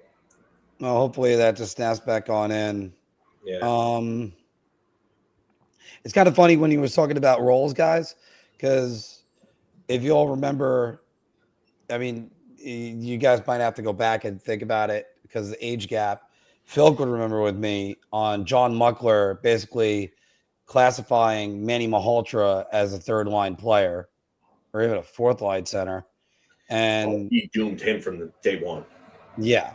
Which coach was this? John Muckler. He basically ran down Malhotra at every chance that he got, and he turned him into a fourth-liner, basically. Which is where he had the most success in his NHL career, but yeah, you can't do that with a kid when he's starting. Sorry. No, all good, buddy. I got a call and it booted me out. Sorry, what was what I missed? Nat, you were in the middle of something. I don't remember what exactly it was. Yeah, it was just basically, did you ever feel or sense that there was a disconnect between Chris Drury and Peter Laviolette because of all I mentioned, I don't know how much you heard of it, but between the roster, I got the Kaliev part and all that stuff. It's hard to not point the finger at that, right? I'm led to believe there was. I actually ask the question sometimes if like a GM kind of decides who's in the lineup versus who's not. And, that's not usually the case, even though sometimes I feel like it could be. But I also remember like John Scott, I think, told a story once when he was traded to the Rangers. And I guess Glenn Sather at the time and John Tortorella maybe wasn't aware of it. And Tortorella walked in the hallway and saw John Scott. He's like, "What are you doing here?" He's like, "You traded for me or something." He's like, "Well, I don't know what the fuck we're gonna do with you." I don't know if I'm kind of paraphrasing a bit, but you can find that story's online somewhere. One of the better ones. But yeah, listen, I think GMs and coaches certainly have conversations all the time, but I don't know if a coach always has to agree with what the GM does. And that seems like it was the case this time around. Jonny, where do you see them kind of like going from here? I know, like, obviously the next thing has got to be identifying, a head coach, but what are the next steps that we need to take here? Like, in terms of obviously after the coach, are we, any moves that you see them making, or any positions that you would think that they would be filling in the off season, or is there maybe do they re-talk to Buffalo again about JJ Paterka or so on, something like that? I actually don't think the coach is like the next move. Really? If anything, I think the coach is like, at least this isn't anything I've heard. This is just my own like speculation. I would think they don't name a coach until like July even. Wow. What's the rush, right? Like you can't do anything with this team until September comes around anyway. And I think in the previous years, the hires they made were the guys who had the best resume that were available basically at that time, right? Like Gallant and Laviolette were the lead candidates just based on their own history. And right now, I think they can take the time to explore every possible option. Like you can talk internally, you can interview Michael Pekka, Dan Hughes, see what they have to say about how they'd handle things going forward. You can wait. Maybe a team that gets eliminated in the playoffs like fires their coach. Who knows if someone disappoints? I think there's so many different things that can happen from here till the end of the postseason that it can change their entire outlook. But I still think that no matter who this coach is, the roster that's currently constructed is not good enough to compete for a Stanley Cup. So that's step number one. You can bring anyone you want in here, but if you have the team that they have on paper right now, what is that person going to do with them? Right. So, I think step one is actually going out and making the moves that you feel will make this group better. And then you have to actually like what you see on paper and then go find that voice that will get that team on paper to perform at its best. I don't think it's the coach and then the players. I think it's the players and then you find the voice that fits that roster the best. Again, that's just personal belief, not necessarily what I've heard. But it would not surprise me if the Rangers don't name a coach until July. And listen, I could easily be wrong about that. But that's just my own thought. I got time for like two more guys. Yeah, no, I was just going to ask you how much more time you had left. So yeah, like 3 o'clock. Can I just jump in because my question was actually about the coaching, and I was going to ask you, how do you feel, at least from the room, like what kind of coach do you think they really are looking for? And my other question I need to ask you is, could you please personally thank Avery for me for taking the least intelligent fan graphic like a champion? Yeah. What an idiot that kid is, huh? Yeah, I can personally thank him. And listen, the type of coach, I've been juggling with this a lot.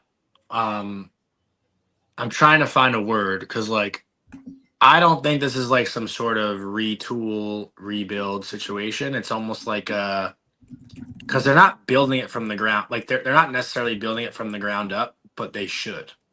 You know what I mean? Like this shouldn't be looked at as like, and it's hard not to, but like this historic original six, this pressure of winning in New York, like all this stuff. Like I think the last 3 years since that like Eastern Conference final run, they've gotten away from the whole rebuild thing because it was ahead of schedule.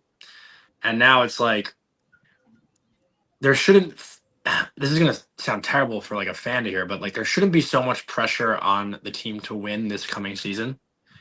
It should be like building something that you will be proud of and that can win maybe in 2 or 3 years. I actually like let next year be like a trial run, right? And then 2 years, because you have Igor now long term, you have Fox for a few more years, you have Trocheck, you have JT Miller, you have Lafreniere, you have all these guys now for the long run. So don't rush this, right? Make sure it's the right fucking guy. And make sure it's the right mentality that you can actually go and attack and feel good about the group that you have that can win a Stanley Cup. Because like even the team last year, as good as they were at their best, they were still 6 wins short. So you can't have that come around again. So listen, while I want to see this team be competitive next year and try to win a cup, like I think it's almost like let's try to build it over the next 18 months or so, and then that 27 year, like, or 27, 28, like, go win a, you know what I mean? You can't rush it. That's what I'm trying to say. So like, if you bring in a guy, like a coach, I guess, like what is it? Sullivan, Tockett, all these guys that are still with their teams that are being rumored, like you can't put that much pressure on a roster right now that isn't made to do it. So hopefully it's someone that can come in and like almost like create something that the guys believe in again and want to work toward, and then build toward, and not have it be this like whole big pressure thing. No, yeah, I actually agree, because that's where I'm trying to adjust my expectations, because I think next year is what you're saying, and I agree with this, that it needs to be like an evaluation period with this team. Yeah, it can't just be like, oh, we have JT Miller now, and like it's not like it's wasting years, but it's almost like you have to look at it in the spin of like it's building toward, like I don't have the words for it right now, but you guys get what I'm saying. Yeah. Jonny, when you look at some of the personnel on this team that are sort of had Jekyll and Hyde seasons, like Mika Zibanejad, like you look at, I'm going to flash his numbers real quick from the first half of the year to the second half of the year, not exactly split with games, but one player that he almost seems to have it from shift to shift and game to game and had it in the worst possible year was Keandre Miller, who really, he's an RFA. What exactly is his future with this team? Offer sheet. I don't know. It's tough, man. Like I thought last year when he beat the crap out of John Marino, or was it John Marino last year in the Devils? Yeah, John Marino. Yeah, John Marino. Too small. I thought that was gonna give him such a big boost to like his physical confidence.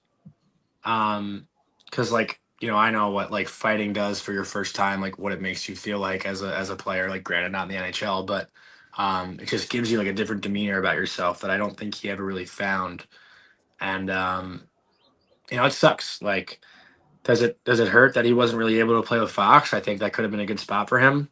I'd be interested to see if the next coach does that, but I'm not so confident he'll be here next year. I think other teams might see something in him that maybe hasn't been clicking here, and an offer sheet's possible. And obviously the Blues last year, made it acceptable again of some sort. But yeah, I'd say it's 50-50 right now if Keandre is even here next year. Yeah, and that's not anything I've heard.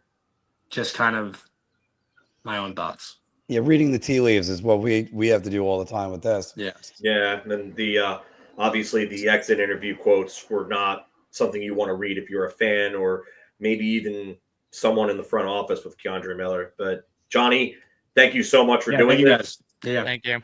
I appreciate it. We all do. Thanks, Jonny. Hopefully, we'll be able to hear from you somewhat soon. Maybe next season we'll have you on again. Yeah, later, boys. Always a pleasure. Absolutely. Take care, Jonny. Go Habs. And that was Jonny Lazarus, everybody, which it's always awesome to have him on. And there he goes. We delved through a lot of stuff in the first 90 minutes of this. Let's have a little bit of fun, guys. Let's just a Big Apple pick'ems. So let's start. I'm going to start with each one, go around. We'll start with you, Phil, and then go clockwise. Give about 2 sentences for each one. Phil, I'll start with you on this. Has Chris Kreider scored his final goal with the New York Rangers? Yes. When you look at Will Goalie getting the puck and giving it to Chris Kreider, I think that says it. I know Chris Kreider's quotes were that he wants to be here and everything like that, but I don't know how how he's going to convince anybody that he wants to be here with the way that he played this year. Once again, playing through injuries, he's getting old. I think they're going to want to move on from him. I think part of the toxic environment was him and just not him just kind of being checked out. This is also a guy that has a lot of a long history of inconsistency in showing up night to night. So I think he's gone. Maddie.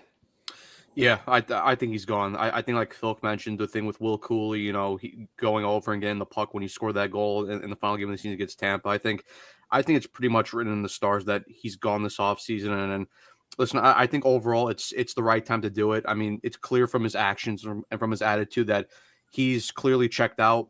And I think, if this team does want to go in the right direction of actually, building a solid, sustainable winner, I think it's time for Chris Kreider to go. And look, I always say that I appreciate Chris Kreider for the time that, he's given to this organization, to this franchise, because this is a guy that's stuck here for a long time. He's been here for 10 plus years. He's had some good memories here. So I'll always appreciate that. But listen, I get that, he's pretty much put out the words that he wants to stay here, but overall through his actions and through his attitude, like that doesn't speak to me of a guy that wants to be here. So it's time to move on in a different direction. Joey? Yeah, Kreider scored his last goal as a Ranger. And all I have to say really to like answer that definitively, if you don't trade Chris Kreider, that means you're coming back with the exact same core next year because you probably cannot move Zibanejad unless you somehow convince him to waive his no move. You can't trade Panarin because of his no movement. What are you doing? How are you going to trade Trocheck? He's got a no movement clause. All these core pieces are here, right? You have to trade Kreider. He's the only contract that could be moved. And if you're keeping him, then Drury's an idiot. Then he's just an idiot because he's just doubling down on what he's got here. Some big move has to come this offseason, and it's got to start with Kreider. Evan? Yes, I think he's gone. Yes, I think that he scored his final goal. If I'm going to play a little bit of devil's advocate here, just to throw this into it, I could see a world where he stays only because of the fact that I don't know what realistically the return would be, or if you have to package him with like a middle round pick to get rid of him just because of all of these injuries and a team's worried about him being damaged goods. So there's that side to it where I think maybe there's a chance they want to let him get some games next year, maybe build value back up and then move him in the middle of next season. But I would rather them not because it's a distraction. I think it's more likely they do move him. I want to make that clear.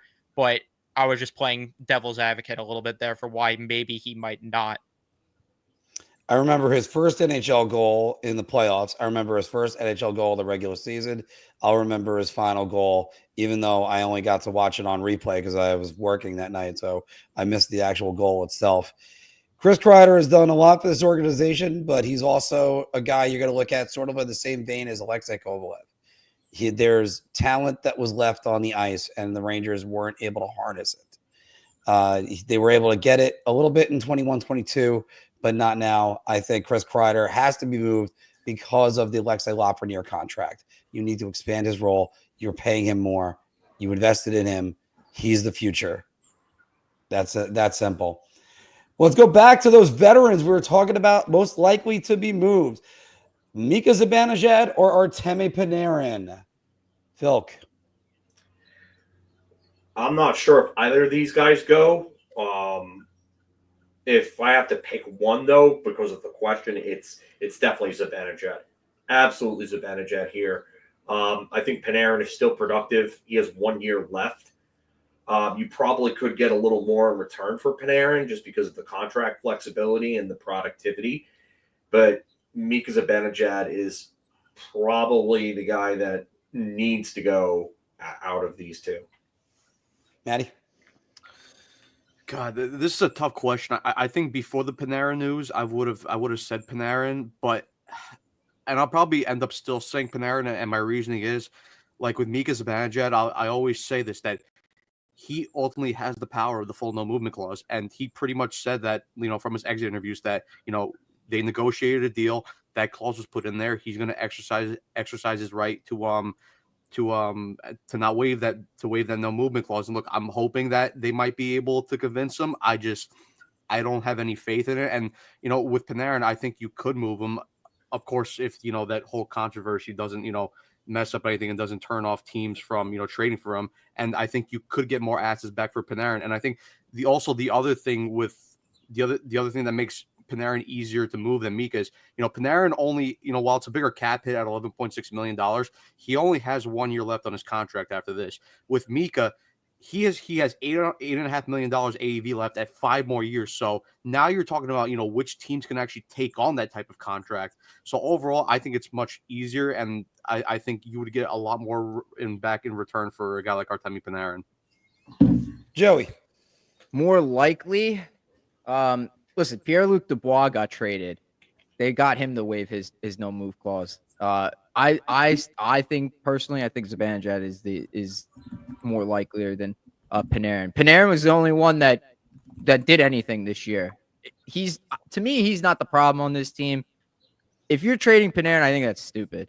If you're trading Panarin before you trade Zibanejad, I don't know what to tell you, man. Like that would bother me so much because Zibanejad is clearly one of the bigger issues with the Rangers, not Panarin. But Zibanejad, I'd say, more likely this offseason to be moved. I'll give you good reason in a second, but first, Evan.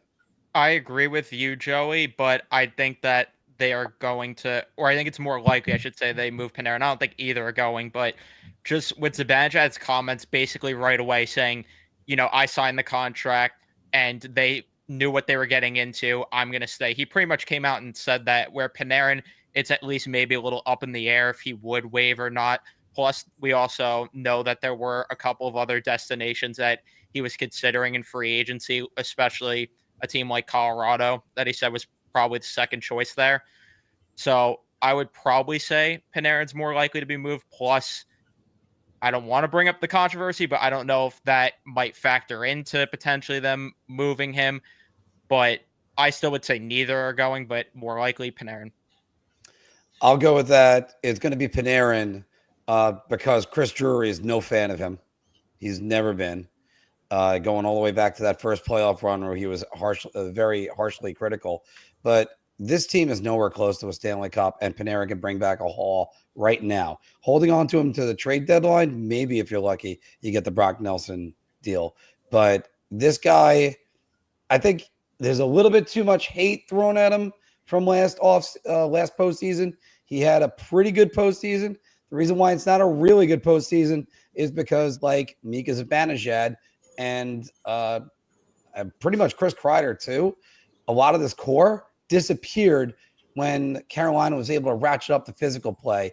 And then, yes, Chris Kreider had that hat trick, but really the Panarin was nowhere to be found in the Florida series, made a couple of nice passes. And same thing with Zibanejad, but Panarin you can get more out of right now. Why not just go do it?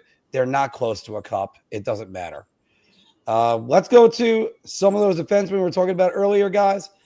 The brighter future for these defensemen, Keandre Miller or Matthew Schneider. Phil, starting with Matthew you. Schneider.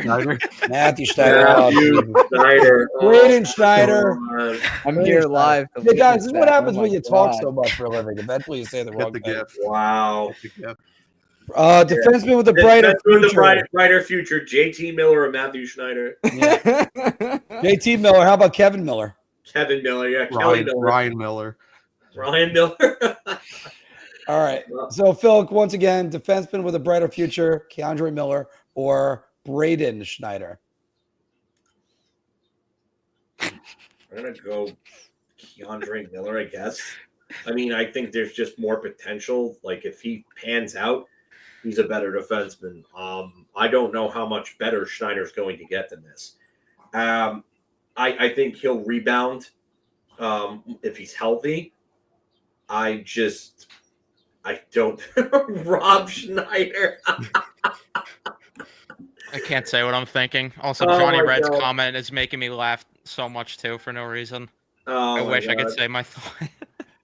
Oh my god. Yeah, no, I'm gonna have to go Keandre Miller here because I think Braden Schneider, when he's healthy, will play more like he did last year and maybe the year before. But how much better than that does he get? If Miller figures it out, he's either a 3 or a 2. I just don't know if Miller will ever figure it out. It's all up here with him. If he can let things like, a girlfriend issue really kind of throw his game off that badly, I don't think that I really don't think that he's cut out to really be here or take on the responsibility. So, Matt, what do you think? Mark, I know I asked you yesterday if I could go at C, none of the above on this one, and you told me no, so I have to pick one. Yeah, it's got to be pick 'em. I guess I will go with Keandre Miller just because I agree with the point with Filk. I don't know how much higher of a ceiling Braden Schneider has. Like, at least with Keandre Miller, at least if he does figure out the mental side and he corrects his inconsistency issues, I think he could be a really solid defenseman just because, like I said, he's got the big stature, so he has a big body, which is an advantage. He is a good skater. He has the offensive upside. It's just he has to figure out his mental issues and his whole, defensive issues. I think if he does that, and I think if he does ultimately do that, I think it's going to be somewhere else for another team. I don't think it's going to be here. But if he does, I agree with Phil. I think he could be a solid, second pair defenseman. Joe, what do you think?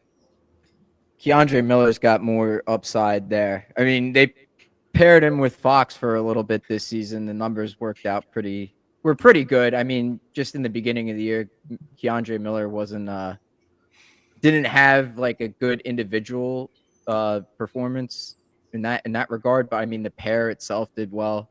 But he makes plays that other defensemen just can't make because of his athleticism.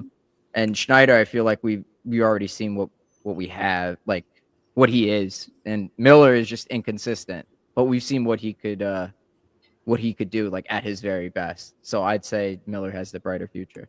I just want to spotlight this comment and just mention something real quick because Gallery Man was saying put Miller back to a forward position.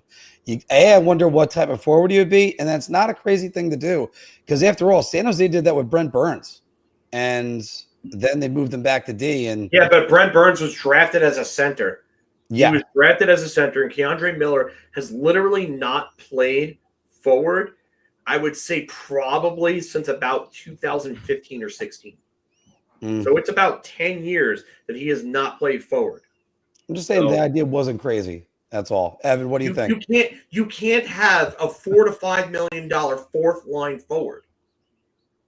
That I agree. Yeah, that, and I mean he wasn't good enough to crack the NHL as a forward, so he wasn't good enough to get drafted as a forward. That's exactly my point. Yeah, he wasn't good enough there. So, if I had to pick, I don't know. I guess I would say Miller, but it's not going to be here. His success, he's going to go somewhere else where they're going to get him mentally straight, and he's going to end up being the defenseman that we thought he would maybe be when he was drafted. Because my problem with Schneider is what I talked about earlier. It's that they continue to put guys ahead of him on the depth chart, despite saying, we believe in him. We believe in him. Then they, give Trouba the $8 million, and then they go ahead and, well, the Trouba $8 million was before they drafted him, but that was part of the reason I was against the pick. And then they go out and get Borgen and give him a 5-year extension. And it's like, so is he going to be your second pair guy or not? Because there's a logjam here. So it's going to be hard for him to excel. I would say Miller just because of that. But again, it's not going to be here if he does have that future. If the question is strictly who has the brighter future here, I would probably lean Schneider then.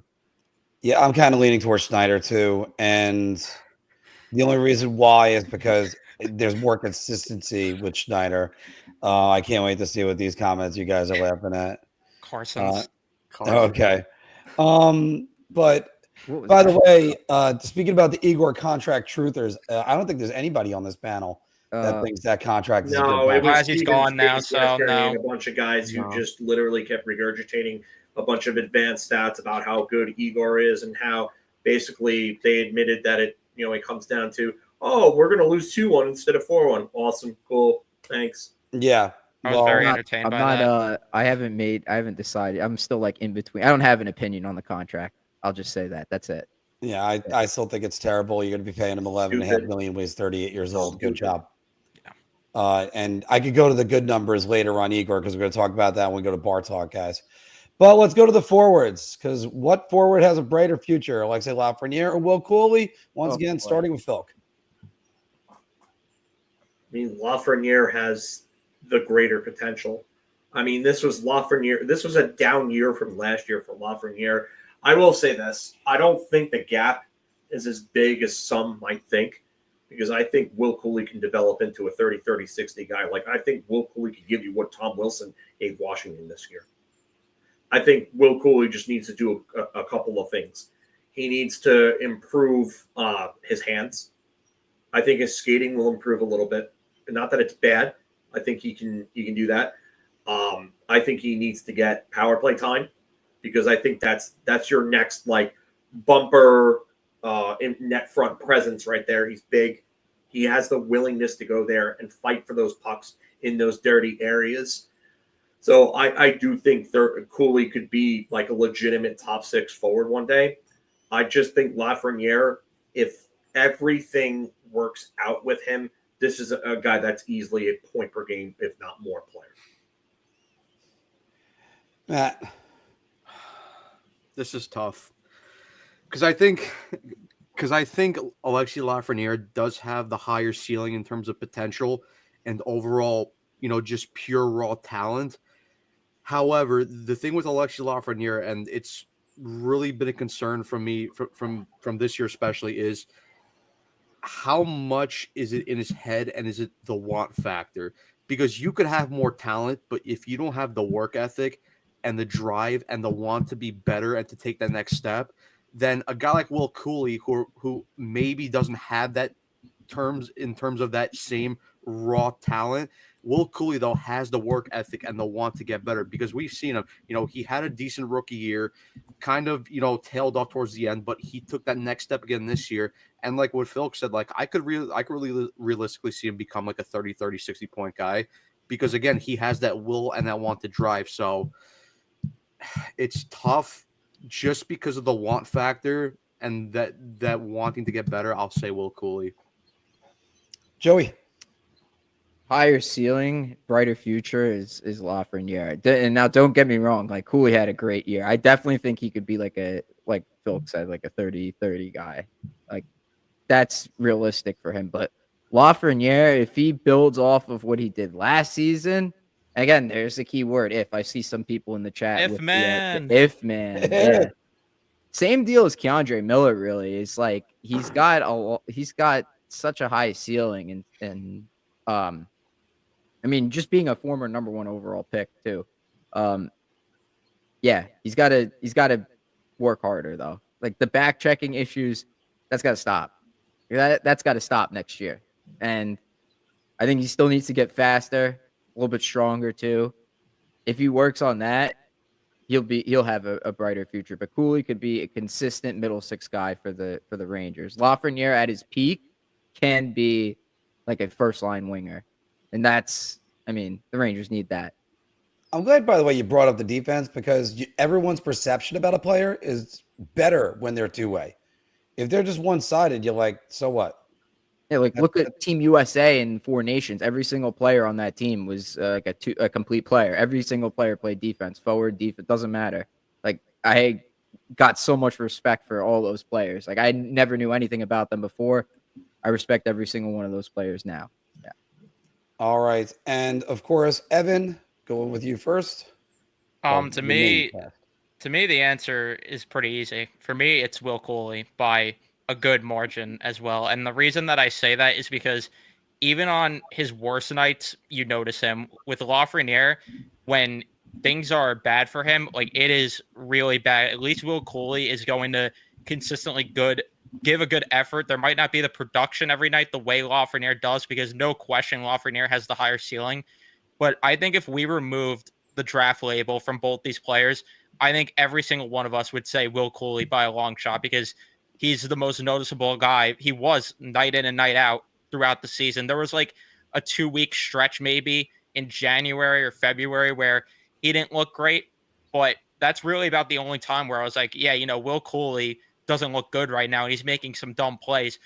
Where Lafreniere, it's the entire season. A lot of it's just lazy. So sure, Lafreniere might outproduce Cooley, but to me, what matters the most is that I'm going to notice Will Cooley every single night, and he's going to give an effort, and that's a guy that you win 16 games with.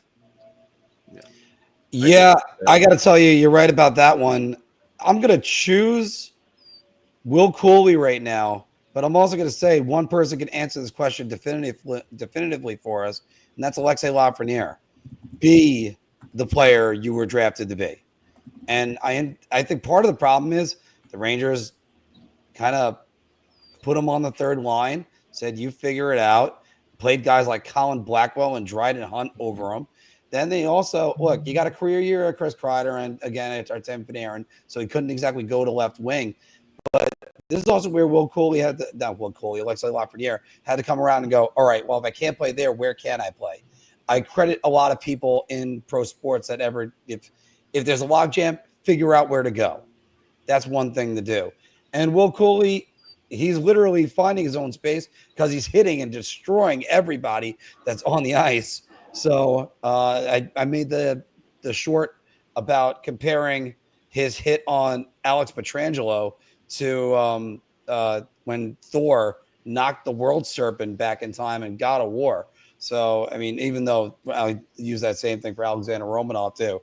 And the next question that goes with him specifically, do you bridge him or do you go long-term? I'll start this one off, send it back the other way and say, unfortunately, I think you have to bridge him. I would love to go long-term, give him like a 6-year deal, but you got to bridge him. Evan, what do you think? Do you bridge him or a long-term? First of all, I do have to, I have to own up to something here with this question since I posted it. Joey, you were the inspiration of this one because I was listening to your podcast this morning and I heard you talking about inspirational D. Inspired the question because I heard you talking about this exact conversation, and I thought it would be a good idea to talk about this. I think you got to go long term because every single time we talk about the cap's going up, that does not matter unless you have guys already locked up on contracts that are going to become steals over time because you locked them up early.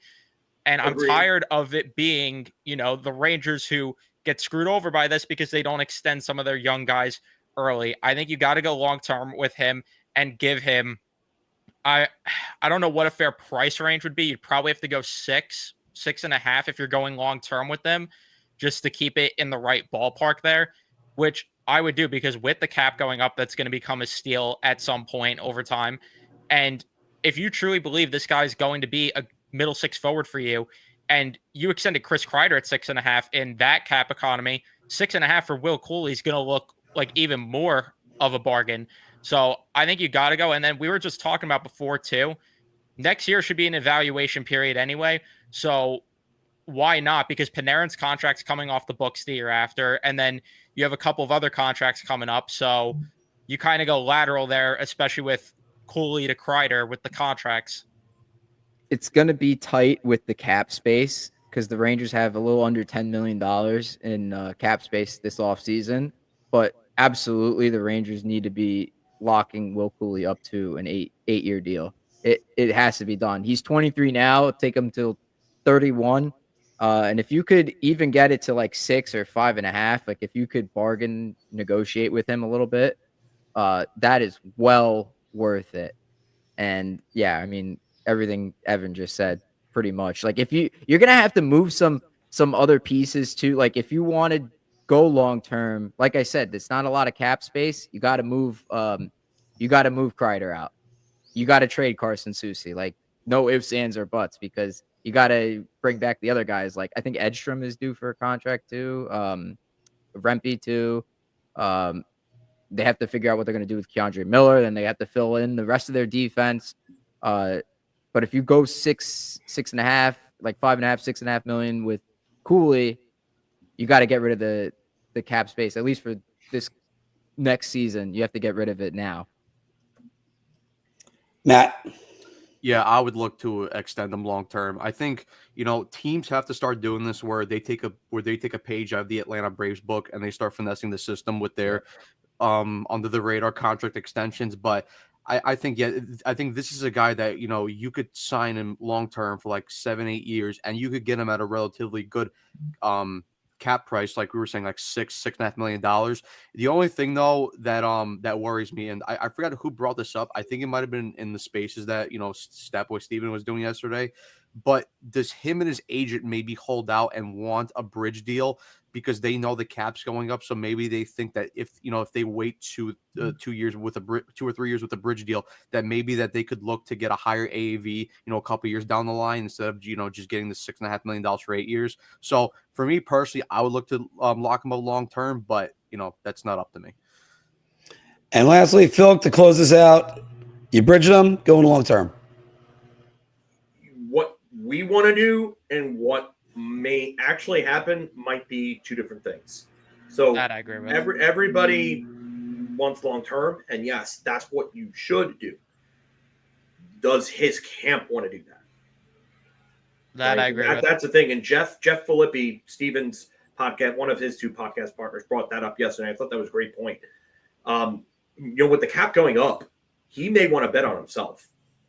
And he may have every right. And like I said, if I think that he could be a 30-30-60 guy, does his camp believe that as well? Do they want to take that bet on himself? I mean, they could come back next year. He could get a bridge this year right now, probably for like 4 and change. I think we would agree on that. Probably somewhere in that area. We all would agree. Yes. Something like that. So what's to say that he goes out there and, Matt and Joey and Evan, you guys all brought up the same point about how he's a guy that you shows up every night. He gives you it. Evan, you called him a 16-game player. That's the type of guy that will probably go out there and earn that contract. That's a guy that's going to be completely motivated to get that next deal. And if he does, the Rangers are going to have a hell of a problem with that because he's going to be productive and he's probably going to command something higher than Lafreniere's AAV if he gets to be a 30-30-60 player. That's going to be a big chunk of change in a few years. Might it end up being a steal for the life of the contract? Yes. But at that time, that's going to be a hell of an AAV to fork up to a player like that. So, yes, I would personally say, you know what? Screw that bridge deal. Give me him at 8 years, $48 million tomorrow.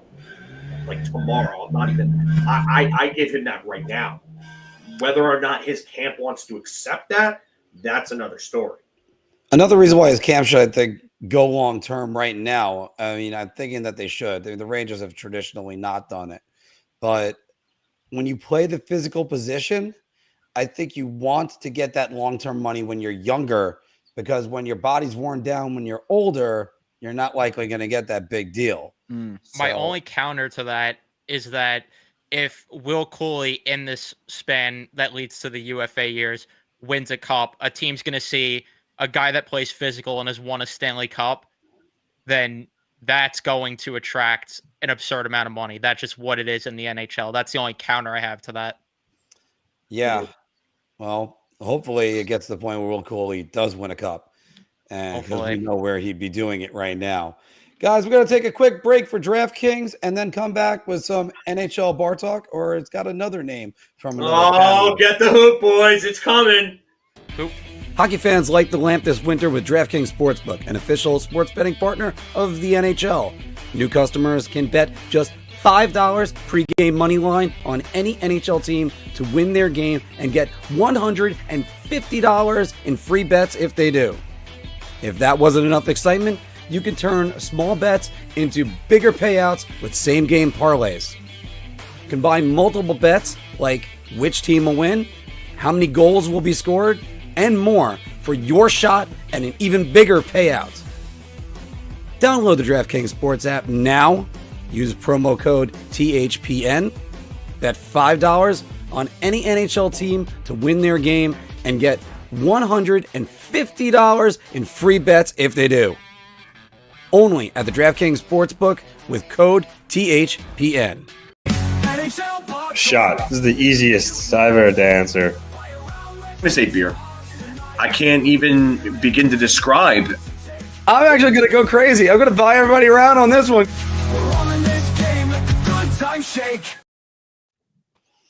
Evan, would you like to do the intro?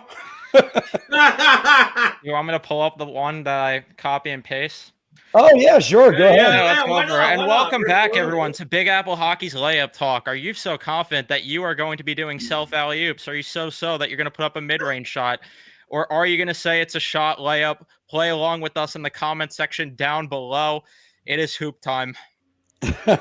Although I was running to go get the hoop, but I still have things a little bit that I misplaced in the move. So that is my fault on that one, guys. Literally, I have the men who gave me the hoop on this one.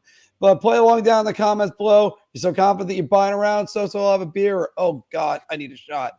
Please play along down in the comments below. Guys, we're going to start with this one. And I'm I'm actually going to start with Matt on this one and go around because let's get the younger guys first, and then we'll get to the older guys. This is the worst New York Rangers season of all time. Matt, go ahead. Start it off. I mean, I know for you and Phil, you probably, it's probably not for you because you guys have the 92-93 season, so you have more years of experience. But for me, Joey and Evan, this is clearly get the hoop. This is a layup. The backboard is broken. There's glass all over the court. It's just shattered. I mean, yeah, without a doubt, because I was born 2003, so I didn't get to see the 92-93 season. I also didn't get to see any of the dark age years. But for me, and because my first season watching was 09-010, so yeah, for me, this is just the worst season of all time that I've seen personally. The brand of hockey was terrible, just dysfunction from top to bottom. So many unlikable players, so many players underperforming.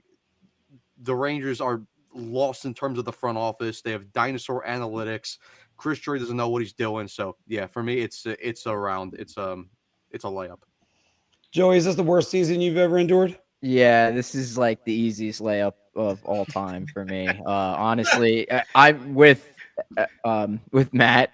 I started watching in 2009, 2010, and so ever since then, I feel like I've been pretty privileged to see some good Rangers teams make some deep playoff runs. But I mean, this year with all the drama off the ice and then the expectations of being a cup contender and to not even make the playoffs, yeah, easy layup.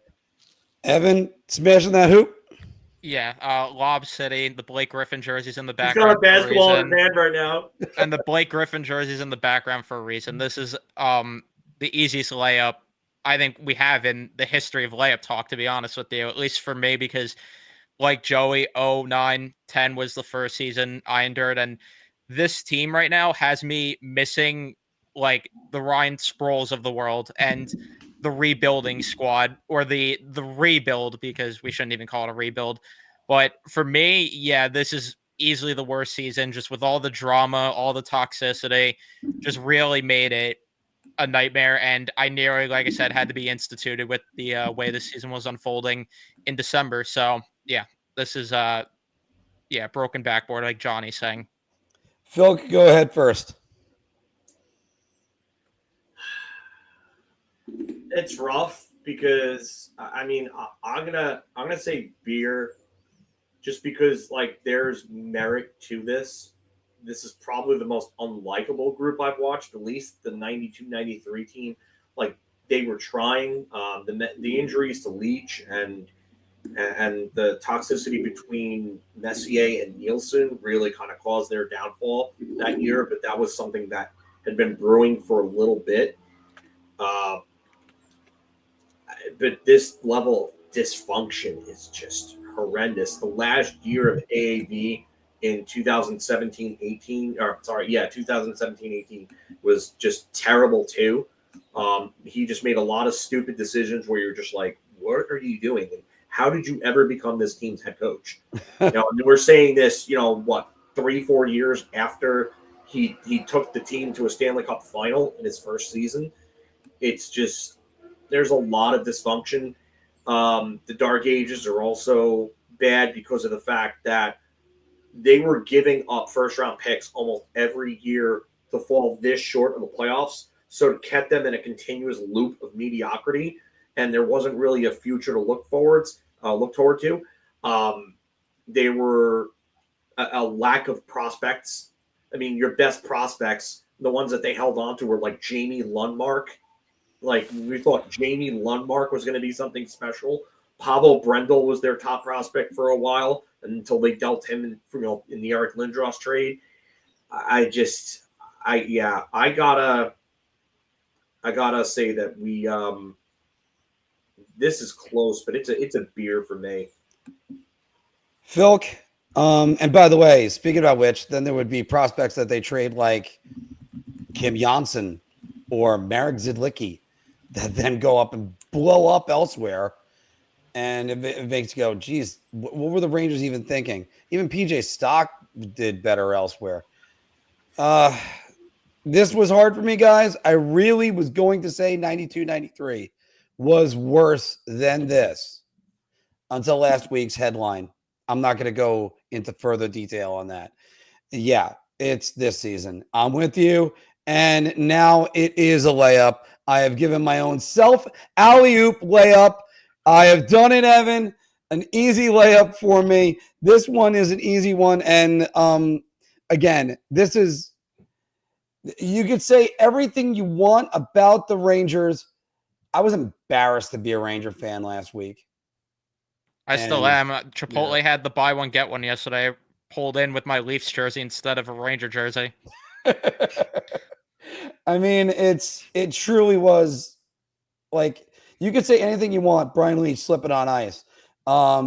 If you want to go back into the original 6 era where they finished at the bottom every single year, but at least the guy had guys like Charlie Rayner, Harry Howell, or Andy Bathgate.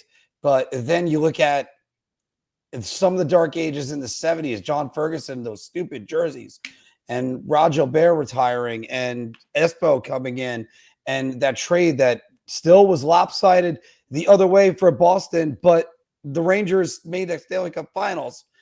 I mean, it's so difficult to look at this season and think anything positively, other than the fact that my wife and I went to a bunch of games, including Vegas. That's how it is. By the way, guys, we got 500 people right now watching in the chat, so let's keep it on going.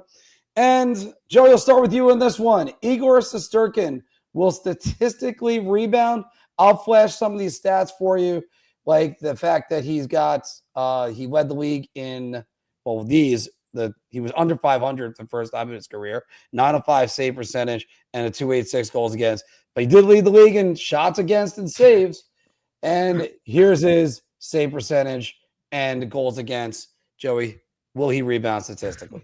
Yeah, I mean, if he led the league in shots against and saves, I would hope that the defense gets a little bit better than this year.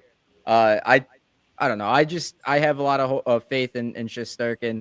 I know he goes with the mental resets a lot. I know you guys talk about that all the time, but I tend not to doubt Shesterkin because he always proves me wrong. If I've ever criticized him, he'll have a stretch where he plays awful, lets in like 4 or 5 goals a game, and then like January this year, I think it was the beginning of January this year, he went on like a crazy run before the I think, is that what it was, guys? Was it the beginning of January? Yeah. He had like a crazy run, and then that Colorado game at MSG he had like a really bad stretch. But I feel very confident that he'll rebound. So that's a layup for me. Okay. Evan. I'll say beer, just because we're talking about, the defense, hopefully it's going to be better and everything, but most of the decor is locked in, and that's what we were talking about earlier. Outside of Keandre Miller, everyone's locked in, so the decor is not changing. Maybe you get help from the coaching staff that comes in for a bit. Maybe they'll boost them and have them play a better structure, which will help. But then again, I don't know if these players will buy in, and that's a conversation that we're having. So, I'd hope that it's going to be better, because when you're making $11.5 million, then, your numbers should be good, because that's why everyone argued the contract, right? Because he's the only chance this team makes the playoffs. Isn't that the argument we heard? So yeah.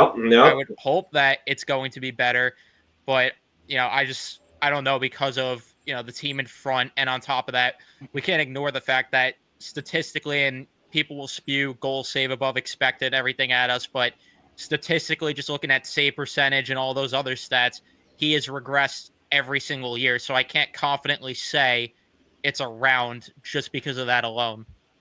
His goal saves above expected has also regressed. So that's another one. Sam Montebeau had a better goal saves above expected.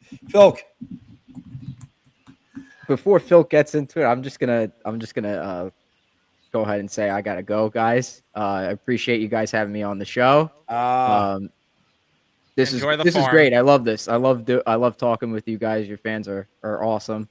Really had there's a lot of laughs today. Showing love, D. Yeah, I know. I have to. Go enjoy the farm day. Farm do it game. again sometime. All right. Bye, guys. Take care, Joey. Joey. Ice Cold Takes. Make sure you subscribe to him. Yeah, definitely, leave a like, share, and subscribe, everybody. Definitely show some love to Joey, too. Joey works hard on his stuff. These guys work hard on their stuff, too. Rangers Central, definitely show them love, like, share, and subscribe. If you haven't already, please do. But to get back to this, I got to go. Every time Igor gets brought up, someone signs off. It's like they're taking hits out on us. Yeah, I got to go beer. It's because the reason why I'm so opposed to giving goaltenders $10 million contracts and above is that goaltending is dependent on the team in front of them, no matter what anybody says. The only exception to that rule has ever been Dominik Hasek. That's it. That's a guy who won 6 Vezina trophies in an 8-year span with a total of 5 Vezina votes being given to him. 5. I'm not talking about somebody finishing in 5th place. I'm talking about 5 total Vezina votes. Vezina votes. Fucking Norris votes. Sorry. But you have that kind of numbers, and it's Alexei Zhitnin with 4 in 1998, and Darryl Shannon with 1 was probably a homer vote in 1999. You cannot win with your goaltender being your absolute best player and the team in front of you being shit. Sorry, guys. Oh my God. Yeah, but the thing is that you're not going to win that way. And his play is going to depend just as much on him being in a better state mentally as it is going to be the team in front of him. The structure, the coaching, the roster makeup, everything. So, yes, I think he's a candidate for a bounce back with numbers this bad. And, yes, it's not all his fault. But you cannot have another stretch where you have to go, and sit for another month where Jonathan Quick bails you out again. And who's to say that Jonathan Quick, especially the way that he played towards the end of this season, who's to say that he's going to be able to bail them out? I have a lot of concerns about that. There's a tremendous amount of concerns about that, and everybody should have that. Who's to say? So, you know what? I'm going to say beer, but there's a lot of gray area and elements that are going to factor into this that are out, not only with him, but outside of his control, too. Guys, I got to go beer on this one. And I've been his harshest critic. But, one reason why I have to go beer is look at those numbers. He set those numbers so low. If he doesn't surpass those, the Rangers should seriously think about shooting Chris Drury. It's that simple. All right. Well, everybody knows you're monetized. All right. Everybody knows a joke, but still. And yeah, all right. I apologize immediately for the comment, but you guys know what I'm saying with that. Like that's a ridiculous thing. You can't. Yeah, if he goes, let's say he goes to 3 goals against and a sub 900 save percentage. Are we still sitting there talking about him being the best goalie in the league? And that's what he's being paid? It's enough where what are they thinking with this?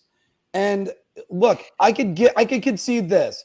The most shots against and the most saves against. Good for you.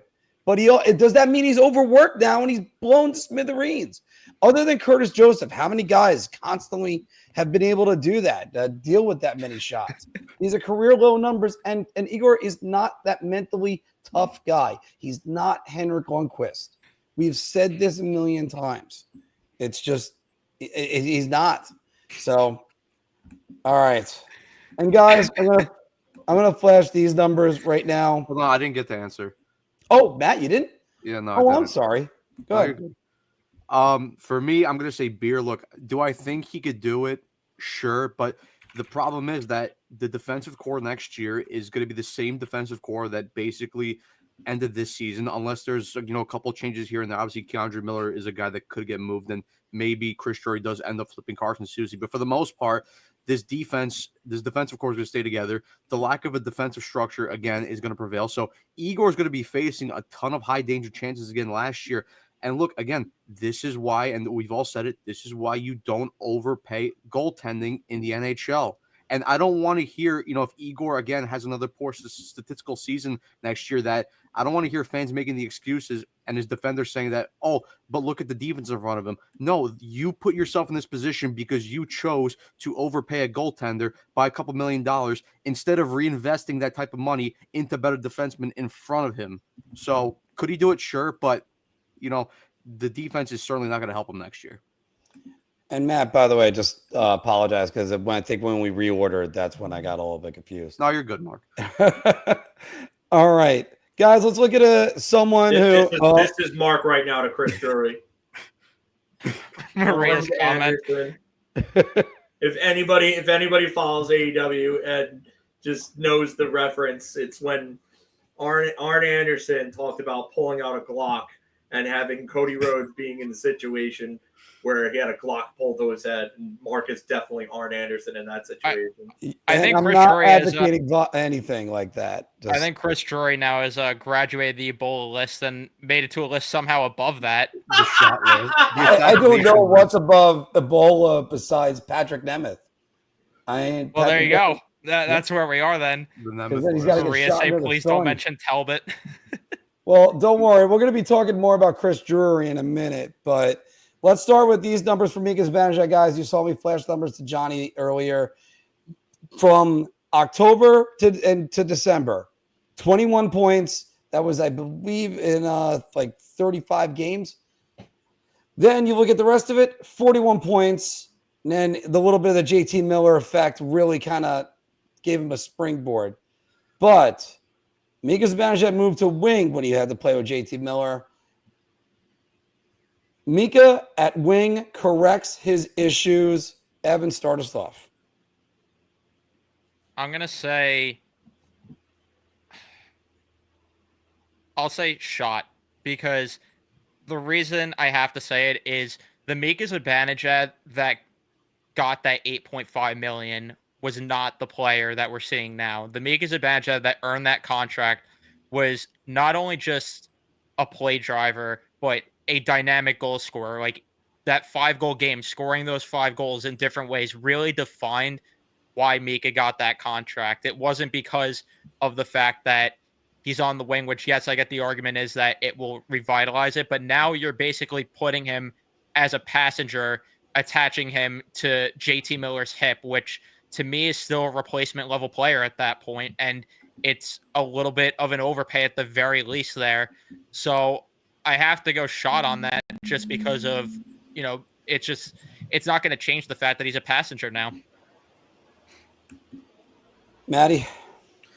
Yeah, this is a shot for me. And to quote the great Anthony Loracco, who's the hack that came up with this question? No, listen, did Mika Zibanejad play a little bit better when JT Miller came up here, when he got traded here from Vancouver and he got put on that line with JT Miller? Sure, he did. But again, like what Evan was saying, that was more the fact that, it wasn't because of Mika Zibanejad's play. It was because of JT Miller and the fact that he was the one play driving on that line. And also like what Evan mentioned, that, the Mika Zibanejad that got the $8.5 million that was play driving and actually contributing and scoring at a higher rate, that Mika Zibanejad is gone. And, like I said, if we start to see him put up points again, I think that's going to be more from the fact that, he was just being a passenger on the line, and it's a guy like JT Miller who's a guy that's actually play driving. So, and again, I don't think Mika Zibanejad is a guy that you can win with in the playoffs. I think he's too soft, and I think that once the pressure goes on, I think he folds. So it's a shot for me. Phil? We just lost Mark. Chris Drury got in. Yeah, Chris Drury got in. Chris Drury saw that and was like, nope. Mark got swatted. Oh, man. I mean, some of these questions and these comments in the chat are all very, very valid. I don't know. And I'll say Beer just because I don't think he's a center anymore. I think he might have declined test to the point of the fact where he just cannot play center. And maybe $8.5 million for a guy that could be a point per game winger could be someone that's Sturkin again. Oh my God. Yeah, I think that maybe you can get more out of him at the wing. I don't know if it necessarily corrects the issues. I mean, that wording is kind of vague. And yes, I'll go into why I kind of went that vague with that. Yeah, by design, there it is. A little bit. There's the by design, Mark. By design.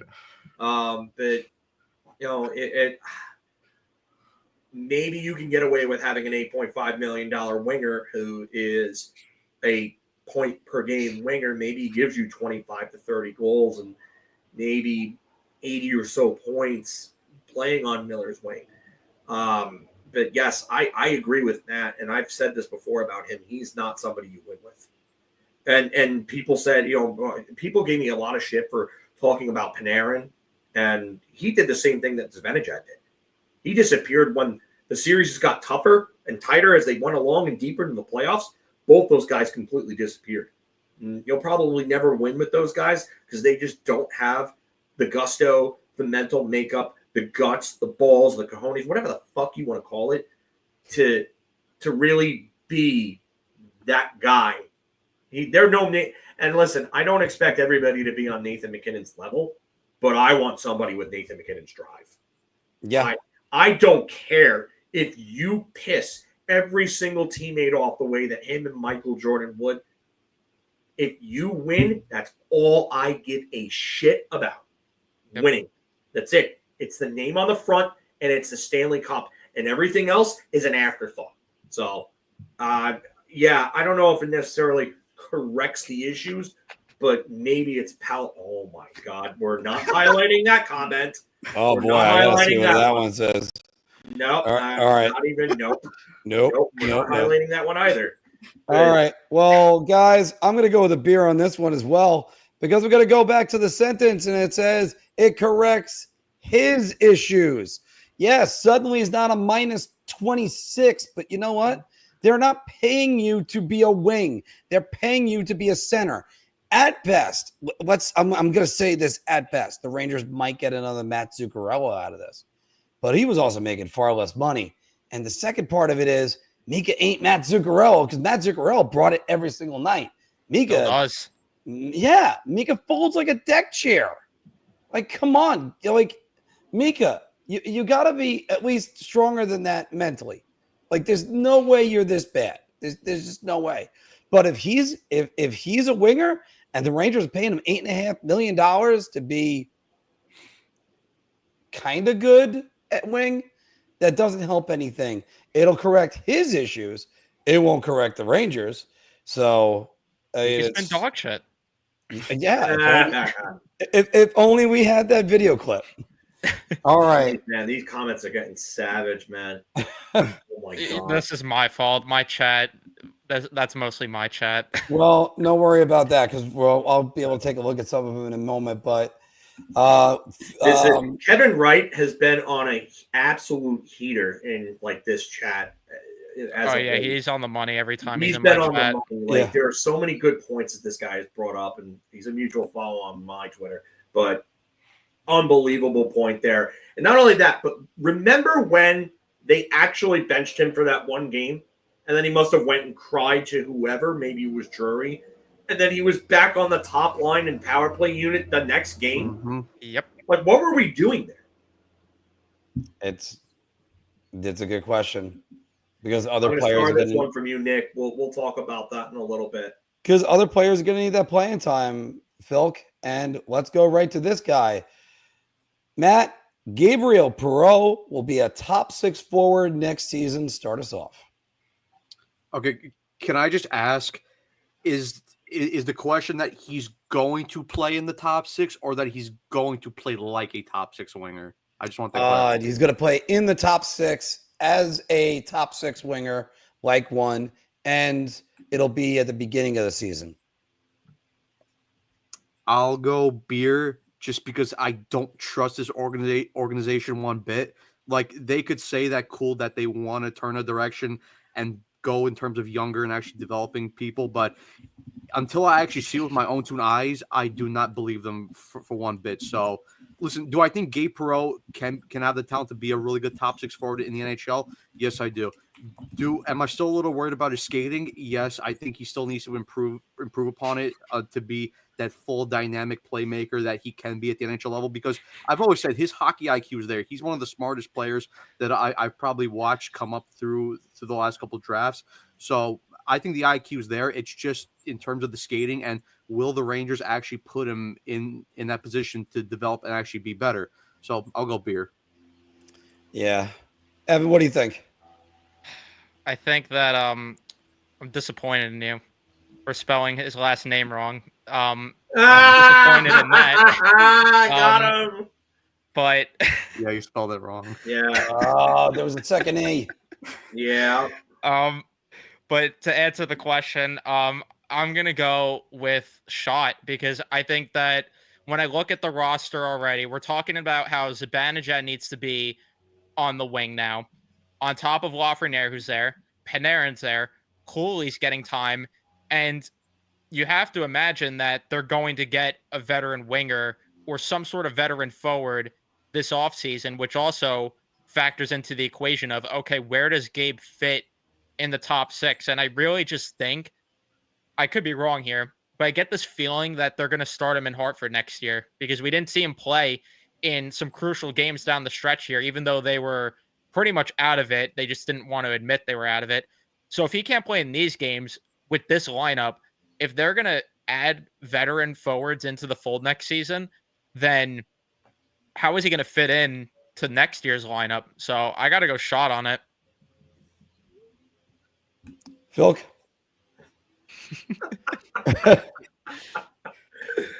If I would have had John Gabriel, bro. You forgot you have to remove the second E there, Kevin. Oh my god. Yeah. All right. Well.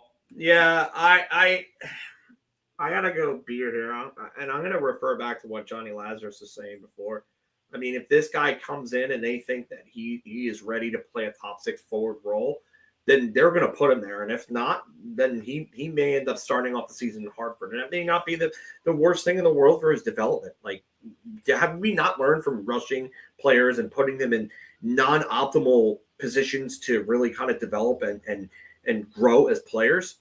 Like, have we really not learned from that? We're just going to, throw this guy to the fire right away and, hope that he makes it.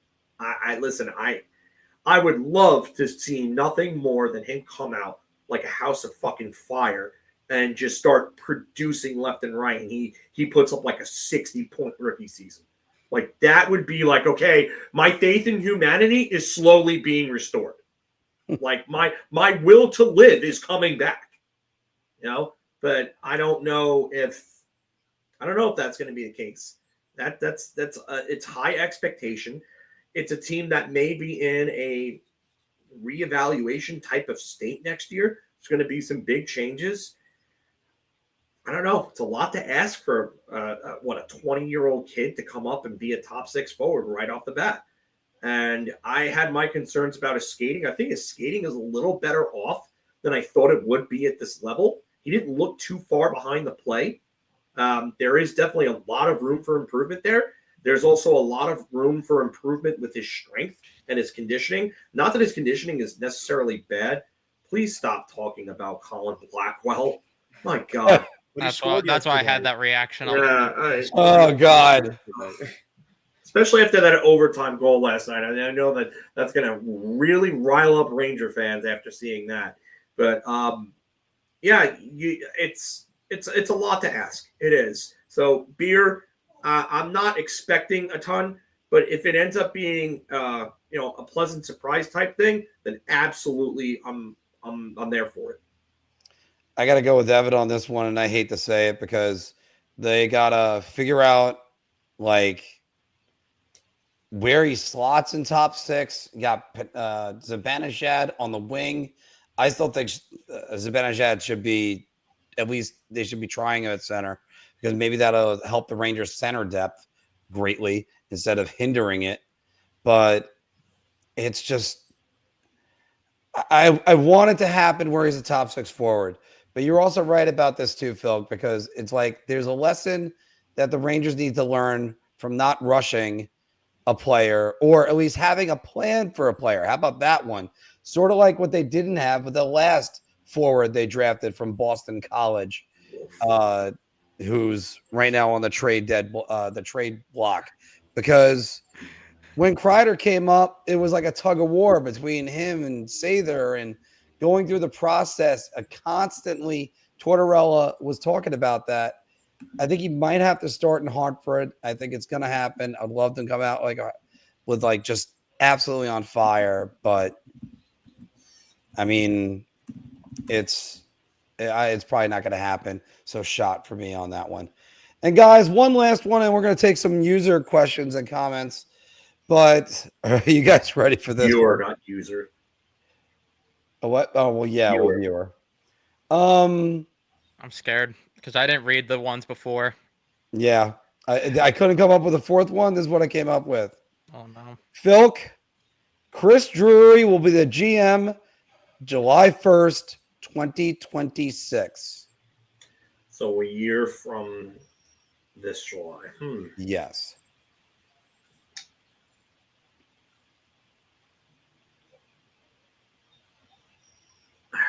I hate to go against what Jonny was saying before, because he kind of has a pulse on things. I'm sorry. I had to comment. I had to highlight this. This is great. Anyone who remembers Marcel Hossa and the potential that was there, that was pretty funny. Nigel Dawes also should have been saddest layup of all time.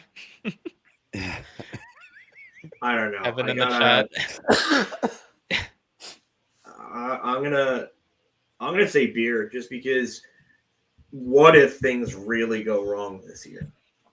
What if everything turns south and it's I don't know. I think he might be given a couple of years just because of the conversations with him and Dolan, especially if Dolan's involved in exit interviews. Dolan has to have some understanding of the radical changes that Drury wants to make to this roster. So he might be given multiple years to be able to do so. I mean, this is a good question from James. If he didn't get fired after this season, then when are they going to do that? If Dolan and Drury obviously are like this. He calls Dolan Mr. D. When there's only one. There's only one Mr. D. Yeah, I agree with you. There was only one Mr. D, and he just left us a few minutes ago. But if he calls him that, the type of relationship that they have, that's speaking to something there. So I'm going to say beer, just because you never know what can happen or what will happen. But if the way that I would look at it, like I said, would be that if he's involved in the exit interviews, he has to have some sort of understanding of what type of roster construction, deconstruction, I guess you could say, that has to be made in order for him to be able to move on. Wow. Wow. I can't believe I just saw that one. That's great. I'm not highlighting that, but that's great. I gotta give credit to G. That's a wow. Yeah. That's yeah. But yes, it's definitely a possibility that he will be the GM. Matt? Me personally, I fucking hope not that he's here next year on July 1st. But yeah, I gotta go with beer just because I don't trust James Dolan. I mean, we've seen it. And like what Phil said, it seems that Dolan and Drury are really tight. So, I mean, I think the only way that Drury does get fired is if next year's season goes worse than this year. And I mean, that's going to be pretty hard to top. Could I see it? Probably, just because I don't trust Drury and I don't like the construction of this roster. But like I said, I do not trust James Dolan, and it seems that with their close connection, I could really see Drury being here next year. Evan? Beer layup because I don't know. Beer layup. I really don't know. The first ever beer layup. The one because I really don't know. Like the one thing I'll say is that when I was in Steven's Spaces yesterday, I forgot who it was, but someone brought it up and they know someone that works under Dolan, and apparently Dolan was at that game that we were at where they lost to the Flyers 8-5, and he left early because he was pissed off with the way that went. So, like you brought up, Phil, Dolan isn't happy with the way things are going, but it seems like Drury's the lapdog, but I'd have to imagine that next season, if it goes similar to how this one went, he's gone. But I don't know if it will because, if you told me going into the season that this much drama would happen and it would be this ugly, I wouldn't have believed you, even though I had lower expectations than most people did. So I really don't know what next season's going to be. I don't have high expectations. So it's only can be a beer here. Like I'm sorry, this is a beer layup though, and first of its kind, but I don't know how else to answer it. I'll tell you, the only way I can think of is it should be a shot. I don't think he should be there July 1st, 2025. That I agree.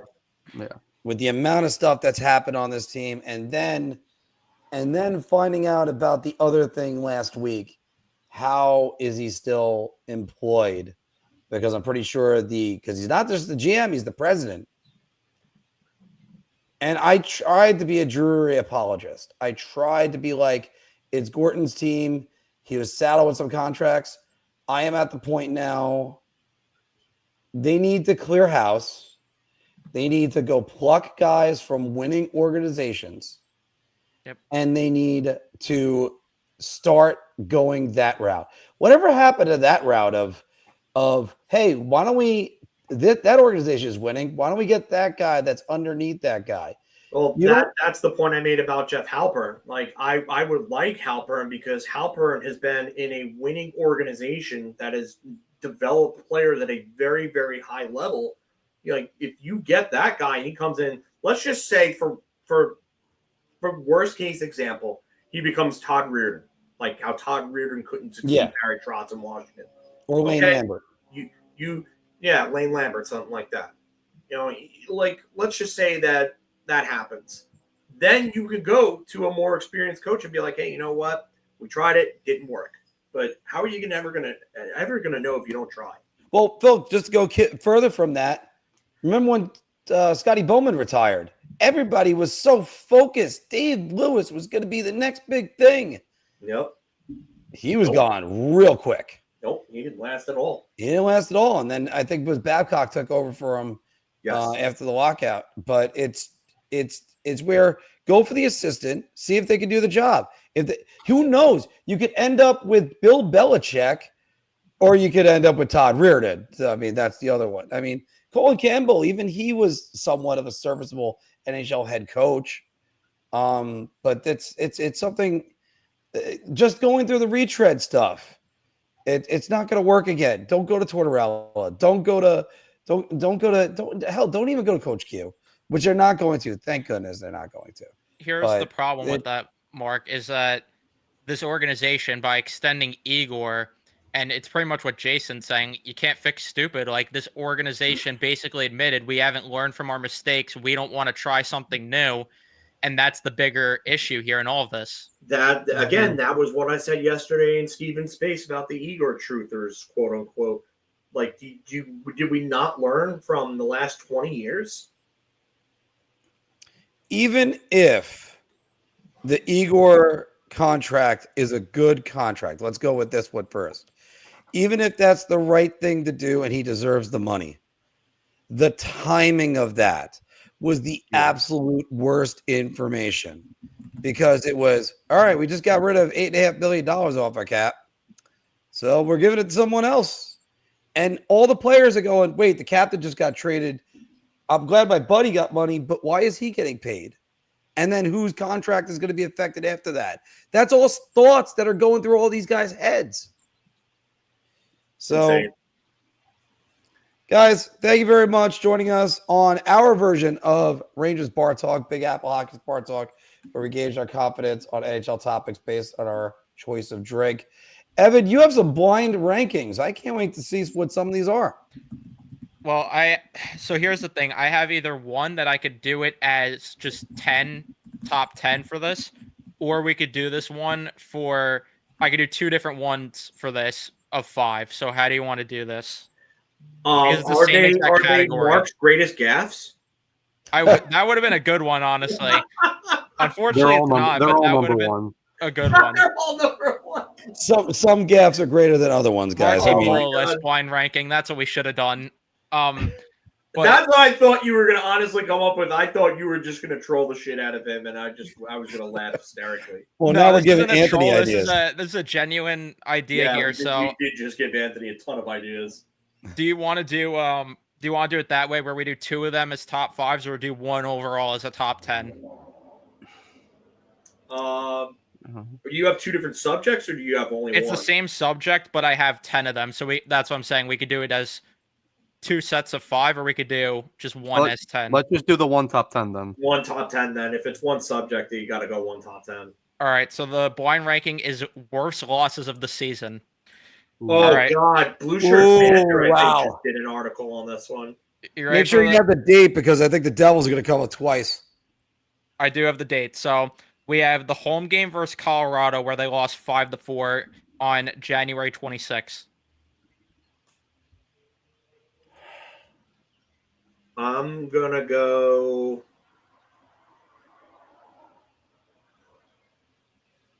I'm going to go 6. That one was bad just because something personal bad happened to me that same day of that game and that loss. So 5.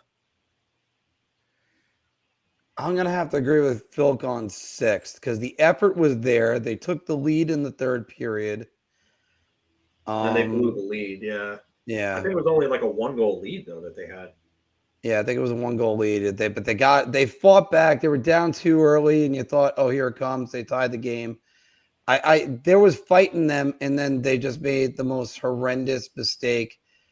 That was one of the worst goals I've ever seen let up at the end of a game outside of Joel Ward, game 1 in 2015. So you're going to go 6? I'll go 6. The next one is the Seattle game at home, December 8th, where they lost 7-5. They had a lead in that game too, and they let up, I believe they had a big lead. Yeah, I think they let up like 5 unanswered goals in that game. Yeah. That's tough for me. I'm gonna say, ooh.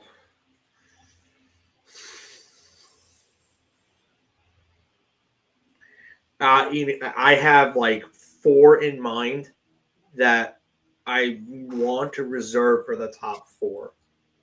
Okay. And you know what? I'm gonna put this at 5.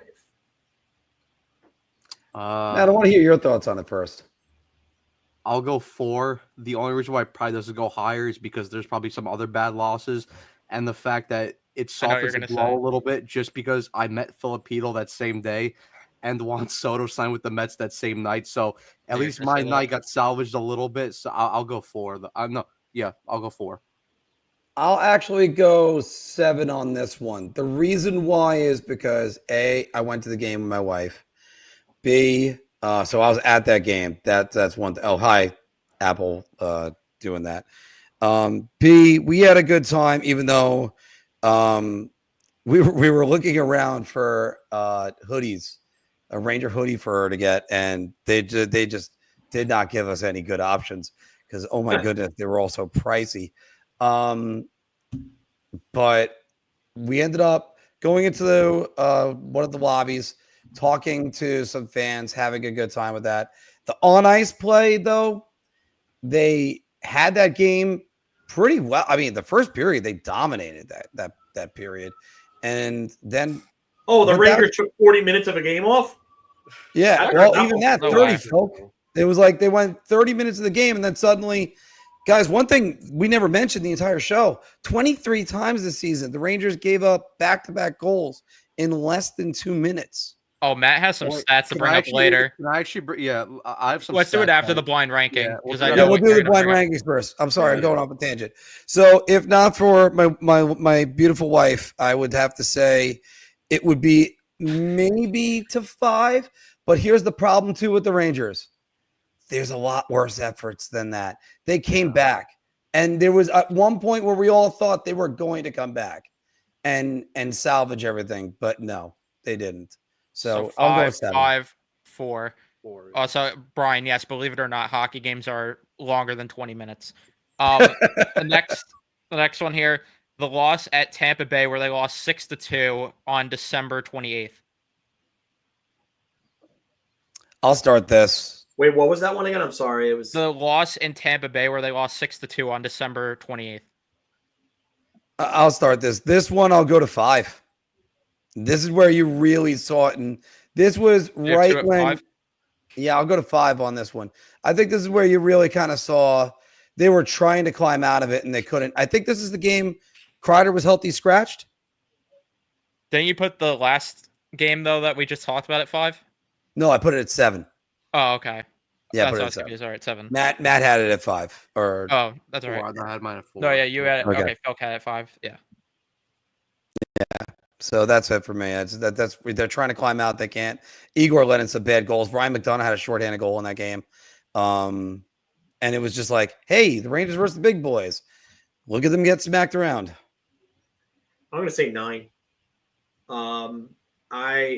Tampa Bay was just a very good team, and I don't think anybody really knew it yet. I think the Gord trade really the Gord Bjorkstrand trade kind of really established them as a legitimate cup threat in the way they ended the season. But they always had a good team, and Gensel was playing well for them, and they were scoring.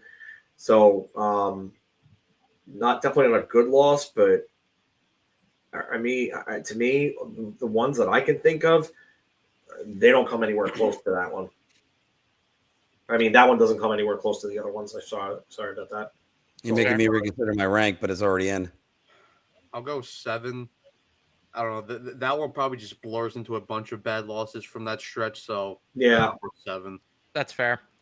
The game versus Philly where they lost 8-5, April 9th. The one that we went to. Yeah, the one we went to. Cool. I've used 5 and 4. I've used 9. I'm probably gonna have to go either 7 or 6.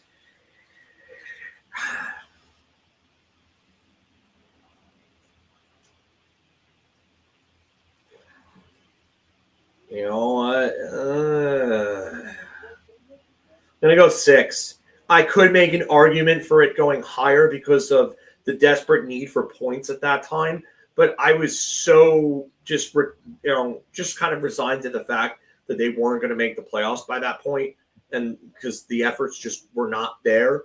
The fact that they had gotten the lead a couple of times and then they just completely blew the lead and just lost faith in themselves and just lost the desire to battle back. I got to go 6 on that one. Fair. Making me regret some of my decisions. I'll go 8 because I can't put it above the Tampa one because we're gonna have some really bad losses. For the game itself and the playoff implications, I believe that's what eliminated the Rangers, right? It pretty much did. Pretty much, yeah. did. The game that eliminated them was the Carolina one. Okay. So the Rangers were basically put on life support as soon as there was one more loss that had to go in there that was in there. But I think what people are neglecting, and you guys maybe forgetting because you were at the game, that was the TNT reunion of Sam Rosen and John Davidson. And they did a great job, but my goodness, just Jonathan Quick looked terrible. The Rangers just did not look good in any way. This is it wasn't good, but by this time the body was already decomposing. So the next game that we have. Hold on, I didn't do it. You didn't do yours. Oh, sorry. I'll go. Just trying to go through it. Yeah, I'll go 6. Yeah, just garbage all around. I had to watch Carson Soucy play live with my own eyes, so that automatically makes it a bad game to watch. And then, yeah, that was the game that they sat Gabe Perreault, and that was probably the only reason why I was excited to go to that game was to see Gabe live. So, yeah, bad loss. And then, like you mentioned, Mark, JD and Sam did a good job on TNT that night, and the team, of course, just doesn't show up. That was also the first and only loss the Mets have at Citi Field thus far this year. So that also didn't help. But next game is the one. This one I think is going to be high for everyone here. The game at Buffalo where they lost 8-2 right out of the Four Nations break. Oh dear God! I think I know where that one's going for everyone. Like that one's definitely got to be up there. I want Matt to go first. Yeah, I didn't expect you to put this game in because I just wasn't thinking of it. So if I could adjust my rankings, I probably would. But because there's a couple other games too that are up there. I'll probably go because I have 1, 2, and 3 left. I'll probably go 2 with this one. This comment. Yeah, I'll probably this one. Oh my God. Yeah, I missed the comments. Yeah, this is number 2 for me. It was just terrible game all around. I mean, you played a terrible Buffalo team, and the fact that they looked like that, especially coming out of the break, where especially where people thought that maybe it could have been a mental reset for them, and they could have got back to playing a better sprint of hockey, and then you play that type of way. Yeah, that's 2 for me. I gotta go 2 too. I can't decide if this is 1 or 2. Because there's one there's another Buffalo one where they got shut out. I think 6-0. I think it was 6-1 that loss. Yeah, that one, and that was a little earlier on in the year, and that's when we were just like, can they all be one? Can they all be one? Yeah.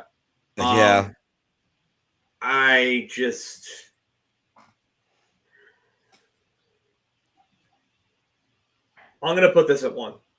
Okay. And Mark, you said 2?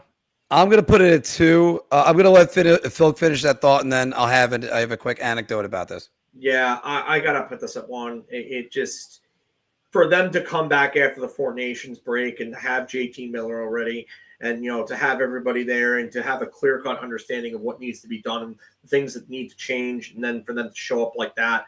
And, I think Buffalo was still last place in the NHL at the time. Yeah, they were like second last or something like that. When you come up with an effort like that's just absolutely terrible against that type of team. I know that the Devils loss is going to be up there. There's a couple of Devils losses that are up there for me. Oh yeah, but it's just, oh God, there he is. It's going. Yeah, we're doing blind ranking of 1 to 10 through Rangers losses this year. Good that you can come on because I'm going to have to leave soon. Did anybody troll Mark with ridiculous options for that list that he doesn't catch on to? Like we thought Evan, I thought Evan was going to come up with a blind ranking of Mark's greatest gaffes. Yeah. And we all joked that we just gave Anthony a ton of ammunition. Yeah. And Matt actually paid some tribute to you, Mr. LaRocco, earlier. He used your "who's the hack that came up with this question" line. There you go. Although Phil, when you missed a pretty brutal Mark moment earlier too with Chris Drury, which I won't repeat what he said, but yeah, that one. Yeah, we're let's just say Mark wanted to reenact that with Chris Drury. Let me just tell you this. That loss was terrible. That 8-2-1, it was 5-0 at the end of the first against a goalie that was well rested. It wasn't like Connor Hellebuck coming off the championship game. Igor Shesterkin, granted, I know he hasn't seen a puck in a while. Oh no, we're gonna get Anthony's thoughts about Lou as soon as this is all done, because this is big news, and we're gonna talk more about it tomorrow because we're gonna have to. But this to put this in perspective. The first time around when they played Buffalo and they lost big, it was my wedding rehearsal dinner. And me and Maria, we were just welcoming guests in, and it was just like this. Everybody, thanks for coming. What the? They were down 3-0 before I could even welcome in my family. So this loss is somehow worse. How you lose the Buffalo Sabres in such a humiliating manner twice. This particular loss, this was the one that said sell, sell, sell, sell, sell, sell, sell. And then they had the comeback win against the Penguins, I think, right after that, which made people think that they believed again. We're going to speed run the last few just because Matt and I got to get going for the Met game after this. But absolutely. The game against Washington on January 4th where they lost 7-4. 9. Yeah, I'm going to go 9.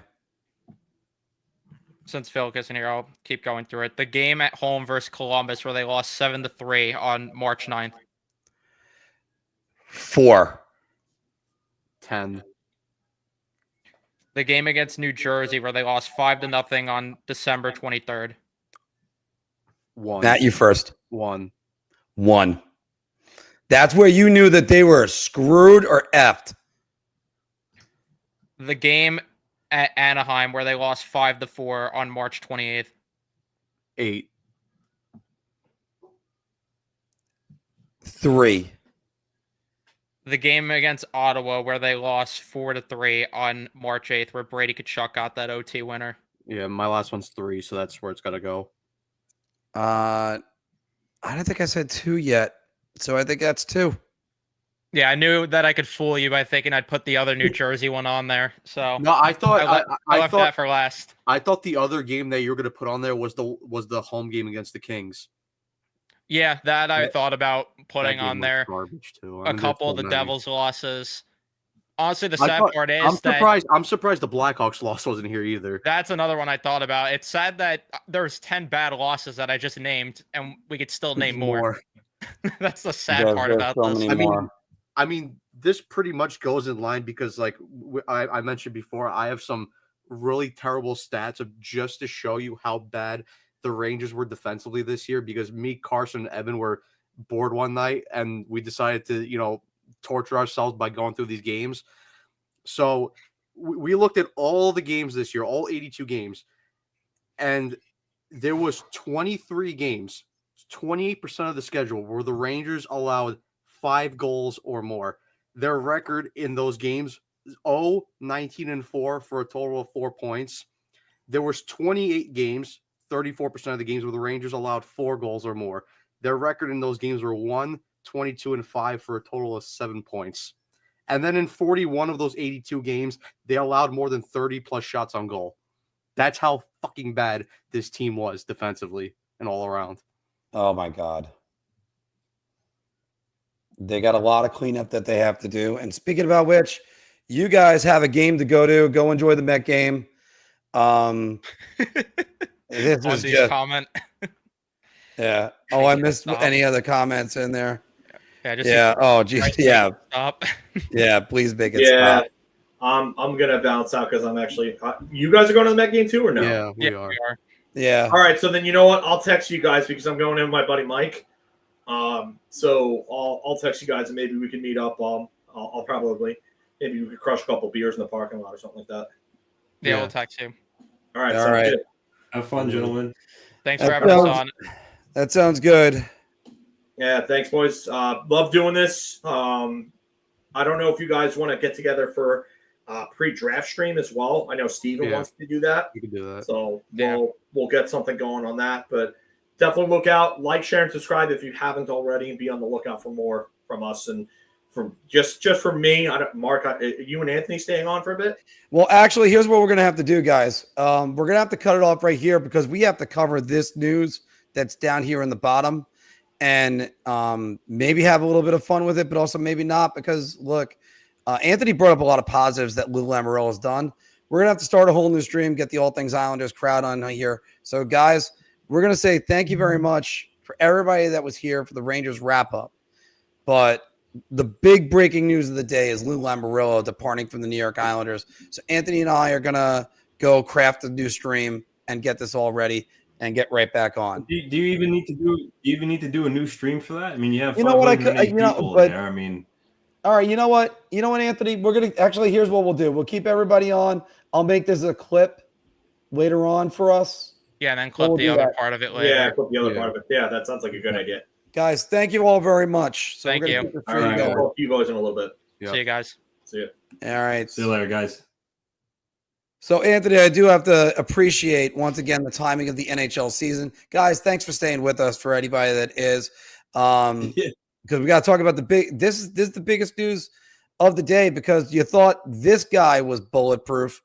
This guy was Thanos compared to him. He was the ultimate Titan, the Kraken. It's just to say it like that. So, Anthony, the Islanders announced Lou Lamoriello will not be coming back. Let me get your initial thoughts on this.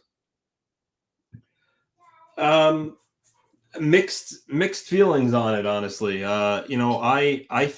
First off, I'm shocked. I didn't think Big Lou was gonna be let go. Just the owners have given him so much control and so much power over the years, and trust him so much. I just didn't think it was going to occur. It was one of those things like, you believe it when you see it, and now it happened. So, with that said, like I just said, mixed feelings on it. I personally love Big Lou. I'm not gonna lie. I like Big Lou. I think I like how he operates. He demands respect. People don't screw around with him.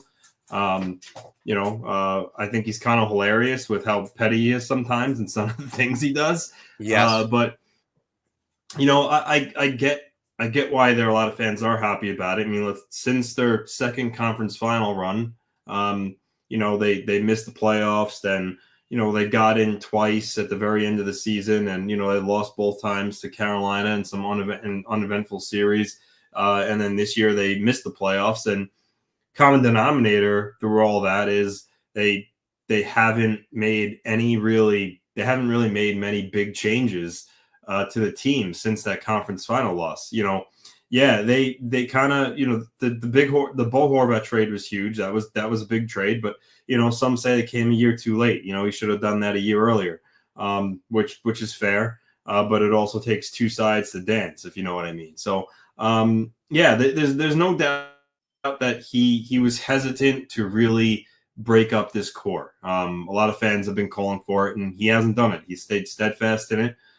He's doubled down, and I think eventually that's what cost him his job. But he's a guy, let's face it, no matter how this tenure ended with the Islanders, he's going down as one of the best executives of all time. And when you look back at his tenure with the Islanders, aside from Bill Torrey, Mark, this Lou era is the best era the Islanders have had. The most success they've had since the glory days. And the most important thing about it is he brought this franchise back to respectability and run like a true professional organization. Garth Snow ran the team like a Mickey Mouse organization with, him and Charles Wang, may he rest in peace. Wang saved the Islanders. Without him, they're probably not here. But at the end of the day, they did wacky things. They made very questionable decisions. And, a lot of times they were laughing stock. Lou came in and changed all of that. He changed to where players get here and they want to stay. And yeah, he was set in his ways with the no facial hair and, no high jersey numbers and, all these ridiculous rules that a lot of people say are silly, but he has a purpose for everything that he does. Zach Parise last week was on an Islanders podcast that the organization runs, where they have former players on. They talk about stories, and he talked about those rules exactly. He's like, you don't understand why he does it until you go somewhere else. And Parise was saying, he found that out when he left New Jersey, went to Minnesota. It's like you go somewhere else, and then it really hits you, and you're like, wow, I now know why he does these things. I know he referenced no tape on one of the stripes on the socks. And, Parise referenced it's all part of a bigger plan that no one is above the team. No one is better than the greater cause of the team. Everyone's pulling on the same rope. which is why, again, you can't have one player can't have his jersey tucked in and have a high flashy number and a tinted visor, because that's individuality. It stands out, and he preached to win. You win as a team, you lose as a team. So I can respect all that about Lou Lamoriello. With that said, I could also agree it's time for a change. He's 80. He's what, 82 years old, Mark, roughly around there. Around there, yeah. So while there's no doubt that he's still mentally sharp and capable of it, the fact is, it's tough to be a general manager in the NHL. It's high demand, and when you get as old as he is, I'm sure it doesn't get any easier. So I get that they made a decision to get younger and move on, and that's fine. But I think fans who are celebrating and extremely happy about Lou being gone, that's okay. But just try to be partial about what he did for this franchise. So now the search the page turns, and you move forward, and they need to find the next guy who's going to lead this Islanders team to the next chapter. It's still so early, Mark. No one's really throwing out names except one of Darren Dreger's tweets. He mentioned Ken Holland and that he wants to get back into it. That would be a terrible move. You just got rid of an older guy in Lou Lamoriello, and then you're going to and then for Ken Holland to be a candidate would be just awful. So I hope that doesn't come to fruition. But it seems like they're going to cast a huge net. They're going to interview a lot of people. And I'm curious, do they go with a guy with veteran experience, or do they go with a younger guy?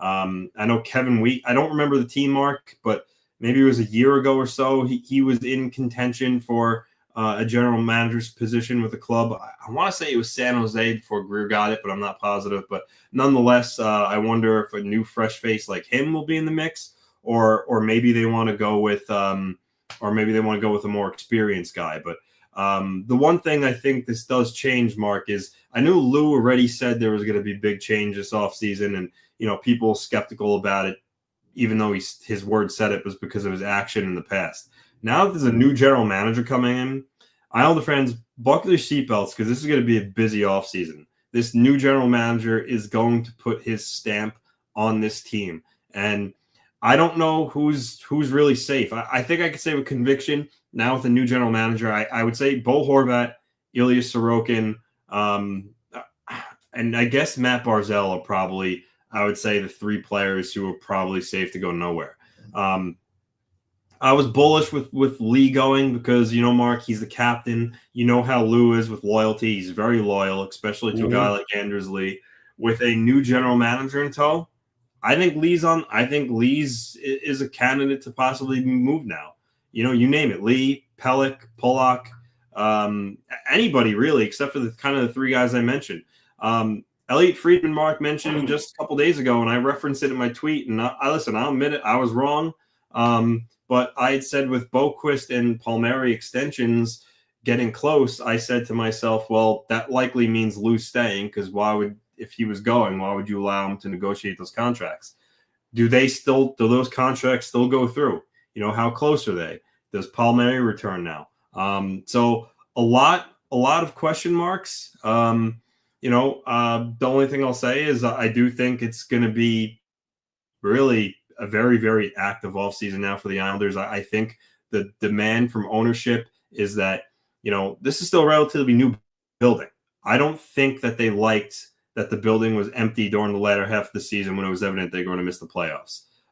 They don't want that. And listen, I could be wrong. Obviously, I'm not there in the conversations, but I don't think this is a signal that the new general manager is going to tear it down. I think ownership wants to make sure that they're icing a very competitive team next season and going forward. So I don't think you're going to see a strip down. I just think you're going to see a lot of guys go from this core that didn't get the job done, and they try to bring in younger, better players who can help them reach the Stanley Cup playoffs and beyond next season. So I'll let you get your thoughts, but I'll just wrap it up with one. I'm shocked again. I didn't see it coming. And secondly, truly thank you to Lou Lamoriello for making this team a team to be proud of again. And I hope if you do choose to ride off into the sunset now, that you enjoy your retirement, and that your efforts on Long Island were certainly greatly appreciated. Well, I'm going to get into the second part of what you're talking about, his legacy that he's now left on the New York Islanders, the indelible footprint that he's left. And hopefully the footprint that he's left is the one that the new general manager could walk in, even if they got a different philosophy. Let me first start by saying Lou brought this team back to relevance when it was in the darkest time in its franchise history.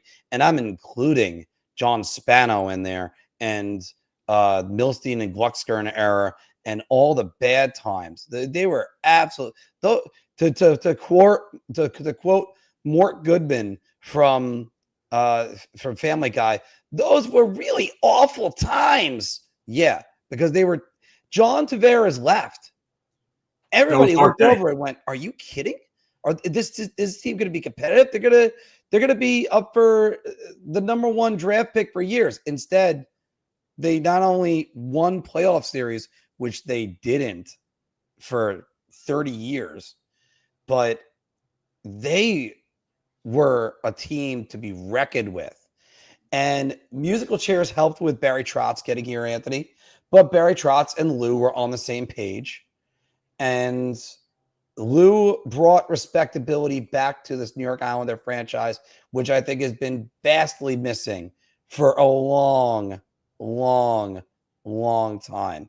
Now, that's for starters with him. Did he try to hold on to this team? Well, yeah, because imagine if this team had Ilya Sorokin 2 years earlier. I mean, timing on it. Sometimes you get a player that comes along, you think, all right, well, we can still do this. And Sorokin still is a more than capable goaltender of doing that because after all, his numbers rebounded from a bad year. But let's go back to this with Lou. And it shocks me and it shocked you. And I agreed with you on what you said, where the extensions, he basically got it to happen. You're like, he's going to be the GM again. And then he's not coming back. First, Ledecky sounded like if he had an option, Lou had a lifetime contract. I think this is Lou basically saying he's just going to retire, or maybe he's got a new project he's looking at. Who knows? But and it's no surprise that the guys that bring Lou around, Anthony, Brendan Shanahan bringing Lou to Toronto. I mean, you can hear the admiration when Bill Guerin talks about him, or we had Jim Dowd on. But this guy is the greatest American hockey mind ever, and he's worked with great hockey minds, and probably the second best one in Herb Brooks. But this is Lou being Lou. He's the closest thing to George Steinbrenner that I could think of in the NHL. So let me again praise him with that one. And typical Lou fashion, Anthony, we had no idea. We had no idea this was going to happen. And of course, it has to happen in the middle of a Rangers season wrap-up show. So as our audience is growing right now, we got 615 people that are watching at the moment. So let's start with that. To further his legacy is going to grow, Anthony. You started saying it yourself last week, and even 2 weeks ago. You got Danny Nelson, who's in the pipeline. You have Callum Ritchie, who he got in the Brock Nelson deal, plus a first-round draft pick. So go Colorado, go win the Stanley Cup and give Brock Nelson one. And there's a chance and he's already got Cole Iserman. There's a chance they might get James Higgins. And then we might really think about Lou in a different light. And I think this does have the youth movement. I'm going to tee you up to get further into that, Anthony. If that's the case, go with the younger GM. Go with the younger perspective. Go with a guy that's going to have a plan slightly different from what they got right now. And maybe one that translates into the new NHL. And I think also it's not going to involve Patrick Watt either. We'll get into that in a moment. But Anthony, that's. Oh, sorry. The last thing. I was going to say that. Wait. The Brock Nelson trade. That's his last gift to Islander fans. Yes. Go ahead. Yeah. I wanted to tee you up. You mentioned Patrick. you mentioned Patrick Waugh, so I was going to say, yeah. I mean, honestly, I don't know what his fate's going to be now, too. As you saw with Chris Drury, he let Quinn go, right? Quinn wasn't his guy. So there's a chance that there's a guarantee that Waugh's not back either, depending on who this general manager is. He may have a guy in mind that he likes. Who knows? Could this, whoever they hire for this new general manager position, could he look at and see Joe Quenneville out there, John Tortorella out there, Laviolette out there, and think that maybe one of those guys are a better fit to lead his hockey club? It's certainly possible. So it's really going to depend on who that general manager is. So yeah, Patrick Waugh is certainly not safe. And what you just touched on, Mark, Lou's parting gift to the franchise was adding a top 20 prospect in Callum Ritchie. I mean, that's fantastic for the Islanders. Ritchie's going to be on the team next season. He's got nothing left to prove in junior. So I'm excited to see what he has next season. But yeah, you know what? Lou's leaving the team in a much better spot than what he found it in, which, you know, some fans, talking to some other fans, you would think that's not the case, but it's true. Lou came into a team where they just, on their darkest day, where John Tavares left, and, you know, he put together a team that was a playoff team. No one thought that. They were going to be dead last in the league that you had mentioned at the top, Mark. But instead, they make the playoffs and they sweep the Penguins in the first round. So, you know, the new general manager is taking over a team, as you mentioned, has Danny Nelson, Cole Eiserman, Callum Ritchie in the pipeline with a potential. Right now, I think they ended the season, they would hold the 10th pick in the draft. If they move up in the lottery, that would be gravy. But at the very least, they're going to add another top 10 pick.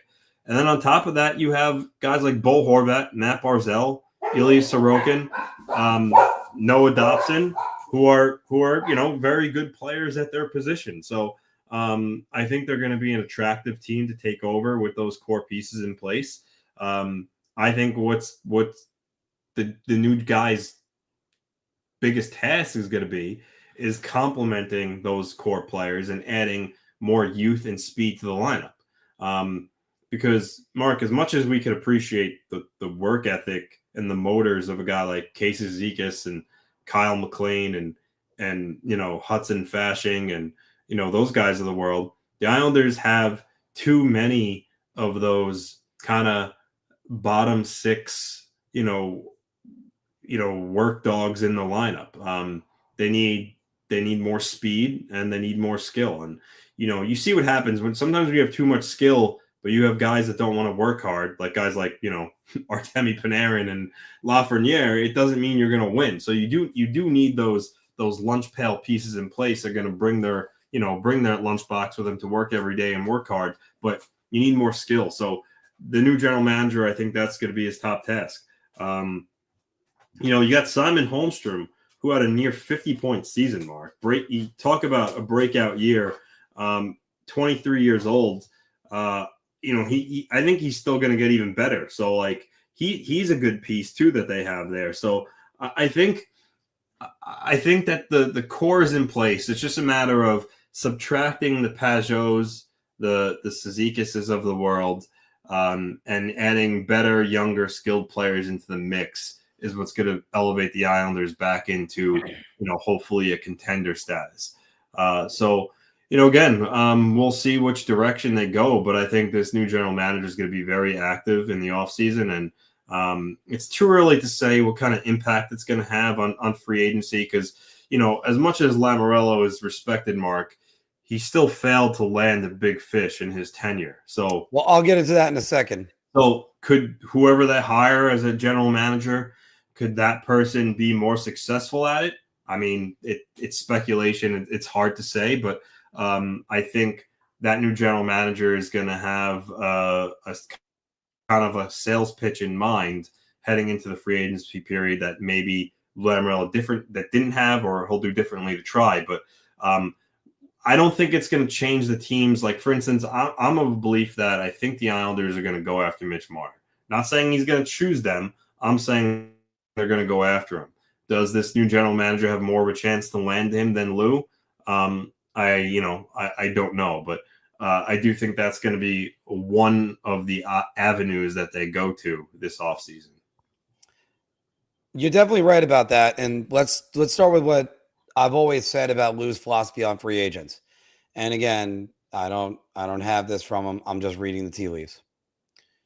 Lou's not a big free agent guy. Lou likes to sign a guy, get him here, and then sign him knowing he's got leverage and the long term. He did it with Pajot.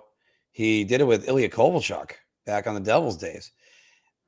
I can't really recall the big free agent that he landed back with his Devils days. He's very much a team first guy. And sometimes I think he might think the free agents might create a sort of individualized mystique with a team. But like I was thinking about Steve Phillips referring to A-Rod as a 24-1 situation. But that being said with Lou, so I think first, I think the general manager that comes in, and Ledecky and Malkin, they're going to be like, go get us a big fish. So yes, they're going to be in on Malkin. They're going to be in on Mitch Marner. Now, there's a lot of things that the Islanders are not shackled to. And they're not shackled to their past in this case. Because Lou's kind of wiped that slate clean. First off, we said before about the high numbers. Lou's smacking that down, and Josh Hosang would never have been wearing 66. You learn about you learn about being a team member and being a team player. And all those headlines that I said that the Rangers have that the Islanders don't, you might see some of them creep back in because that's what Lou is able to do. It would be like, oh, we got a headline that goes with the Islanders. Let me just check something. Uh-oh. He's over here. Uh-oh. No. He stops all that. So basically, if you're a player, if you do anything embarrassing, he's got your back. And you're not going to do anything embarrassing because he will kill you. So, metaphorically speaking, people, sorry, or unaliving, whichever one you want to say. Yeah. But this is one of those things. He immediately commanded respect, and he also knew what he was doing. He knew how to add the right pieces on the way to the cup. The problem is when they're falling back down, that's when he has his trouble. And the Islanders are definitely left a better organization today than they were the day he took over. They were a nomad organization going through two different buildings that you didn't know what was going on with UBS. Anthony, I'll just see it to you and let you say a little bit more. Yeah, listen, when John Tavares left on July 1st, 2018, like I said, it was a dark day. Like one of the Islander message boards, like Islander Mania, just went dark for the rest of the day because it just was so. It was just everyone. It was gut wrenching, and Lou Lamoriello. You can make jokes about Leo Komarov, but what is the first thing he do? He brings in a high character guy that he knows in Leo Komarov to come into that locker room. He reacquires Matt Martin, again, a huge veteran presence, a leader.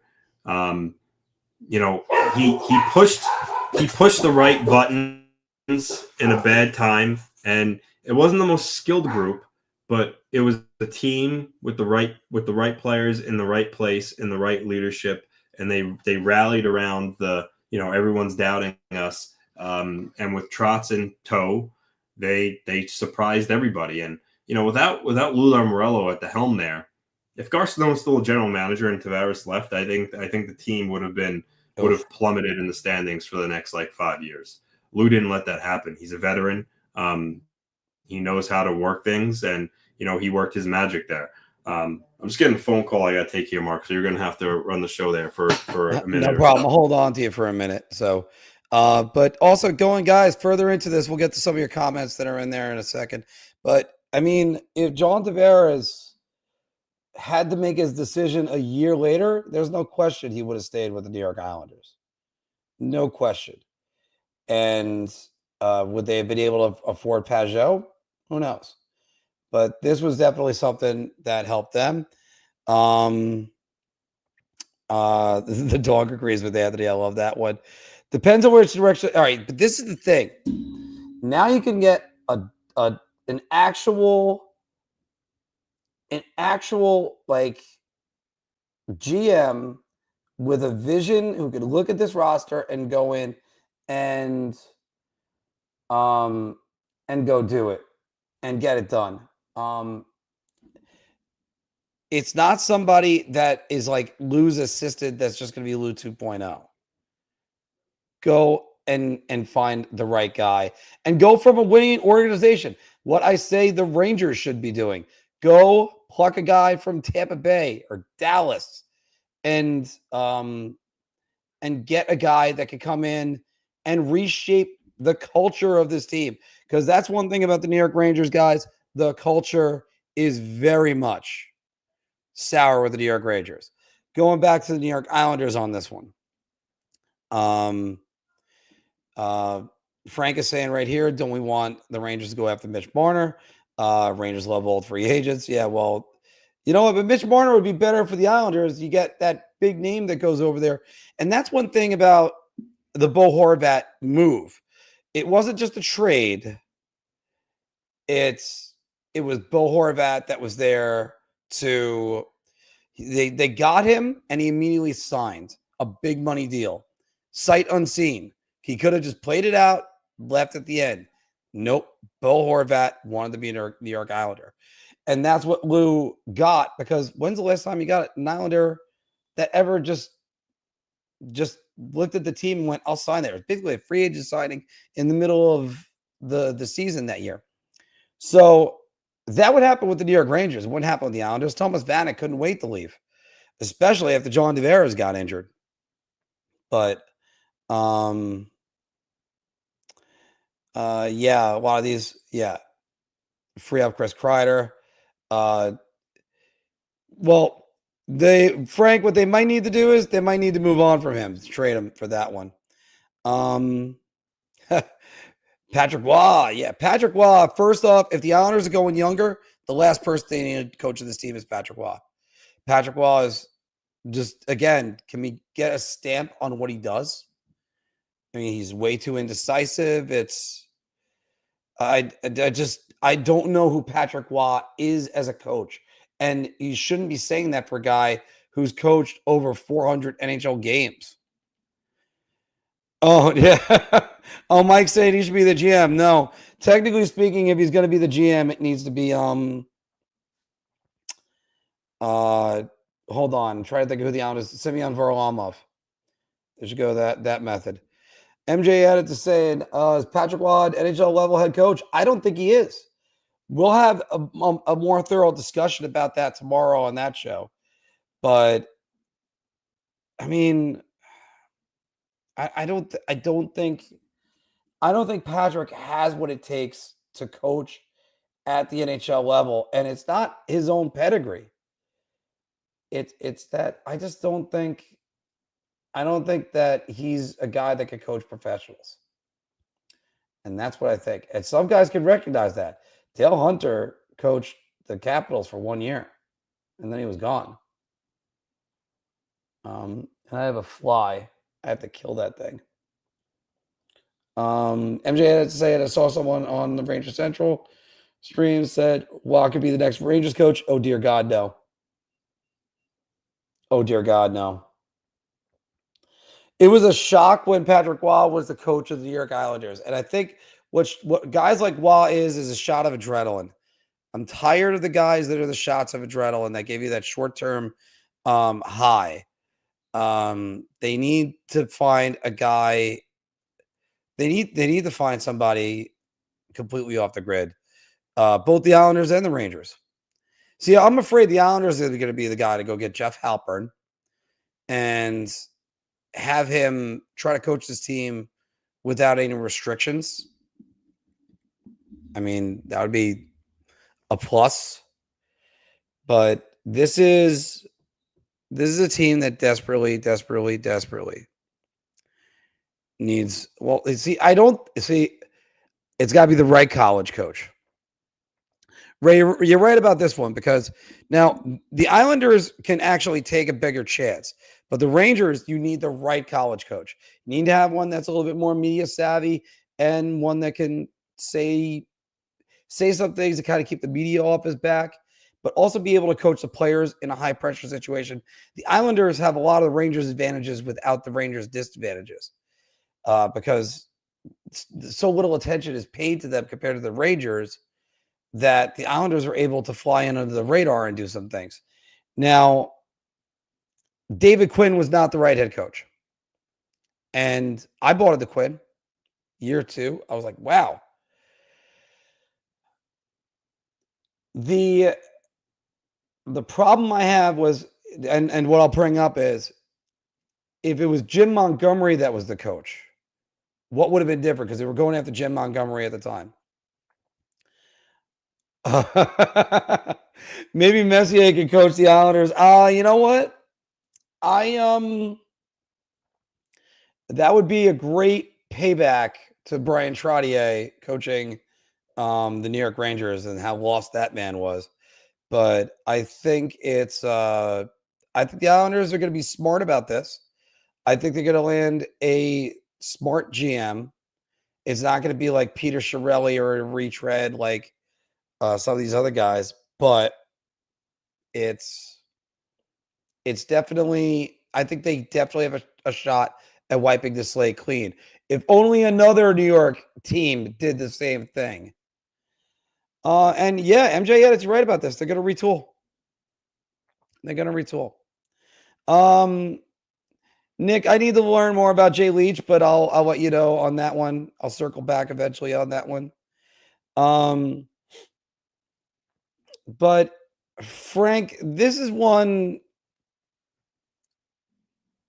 I think this situation, again, when I talked about just now,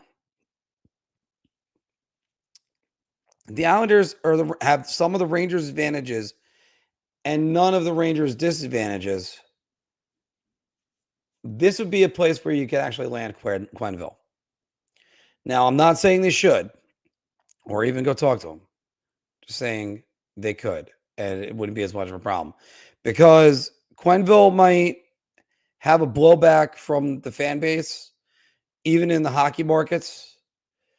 But because it's sort of quiet out here, and if you do it in the middle of the summer, everybody's going to be focused on the New York Mets and football training camp starting.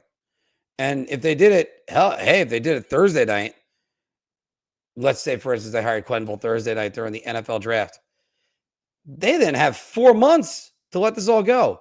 My problem with Quenneville, and I say no to him for the New York Rangers, but I say yes for the New York Islanders if they wanted to.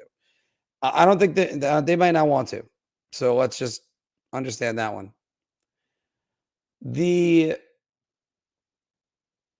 I think Quenneville could still coach. I just don't know when it's time for his penance to be paid and when it's enough, because there's there's multiple people's lives who were destroyed by them just simply not saying this is above my pay grade. They thought they knew what was best. They could sweep it under the rug. They couldn't do that. So I'm not up for that. Quenneville's coaching style may be outdated. He's not coached in a long time. Nick, that's a good point. But then again, he had Florida starting to fire on all cylinders. And then, but this is what I'm saying. The drama, the Islanders, I think, could absorb it a little bit easier than the Rangers. And especially if Lou has some kind of connection to that franchise, Lou would know how to do it. But still, nobody ever went for Quenneville. Quenneville was part of the Blackhawks cover-up, the abuse scandal. And if you need to know whether or not Joel Quenneville should coach again or if Stan Bowman should be a GM again,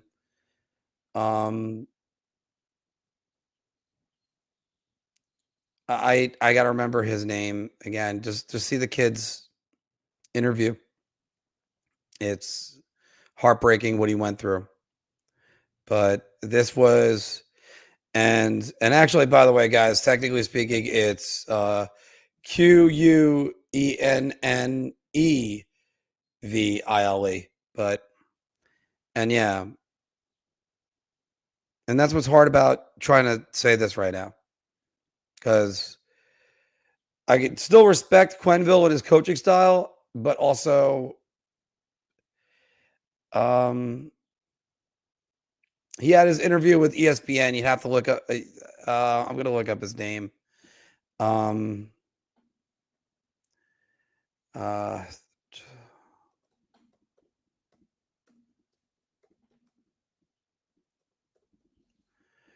And when he came forward, Brad Aldridge was the name of the coach. Kyle Beach was the interview. If you could see his ESPN Sports Center interview, probably the last time I ever watched Sports Center. It's something.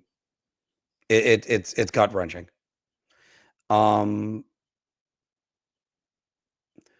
Frank saying right here, what comes to mind when you think of a defensive-minded coach and his physicality as a coach? Asking because that's what we need to improve on the most. When I think of defense, I think of discipline and structure. That's what I think about. And I think that would be something that you want in your coach, because you want that steady hand. Look at Barry Trotz. That's just it on that one. Guys, I'm just going to answer one more question, and then I'm going to sign off for the day. We're going to post the second half of this video up to talk about Lou. But this was a great time today, everybody, on everything we've gone through. There is so much that we're going to have to be covering. But Iceman right here, this is the question I wanted to answer. Brock Besser refusing to sign with the Canucks to use JT's buddy. What do you think? I think the Rangers should go after Brock Besser, and that's why they should move on from Artemi Panarin and Mika Zibanejad, both of them. It was just a lot, and a lot that we had to process. I think you can replace Panarin. Would it just be Besser? No. But here's the thing. You need to move on. This core isn't winning. You need to make sure you move on from this. And for anybody that came on thinking this was the Rangers show, and it was the dedicated Rangers show, but then, of course, the Lou information and news breaking really had to change up things. So I have some work ahead of me because I got to edit this and get it on for and Iceman, that's what the thinking is. Panarin's assets. We trade Panarin. Sure, everybody's got their bread costumes. You know what? Wear them when he comes back. It's just that. Well, Mike, you're right. Lou had to mess it up one more time for me.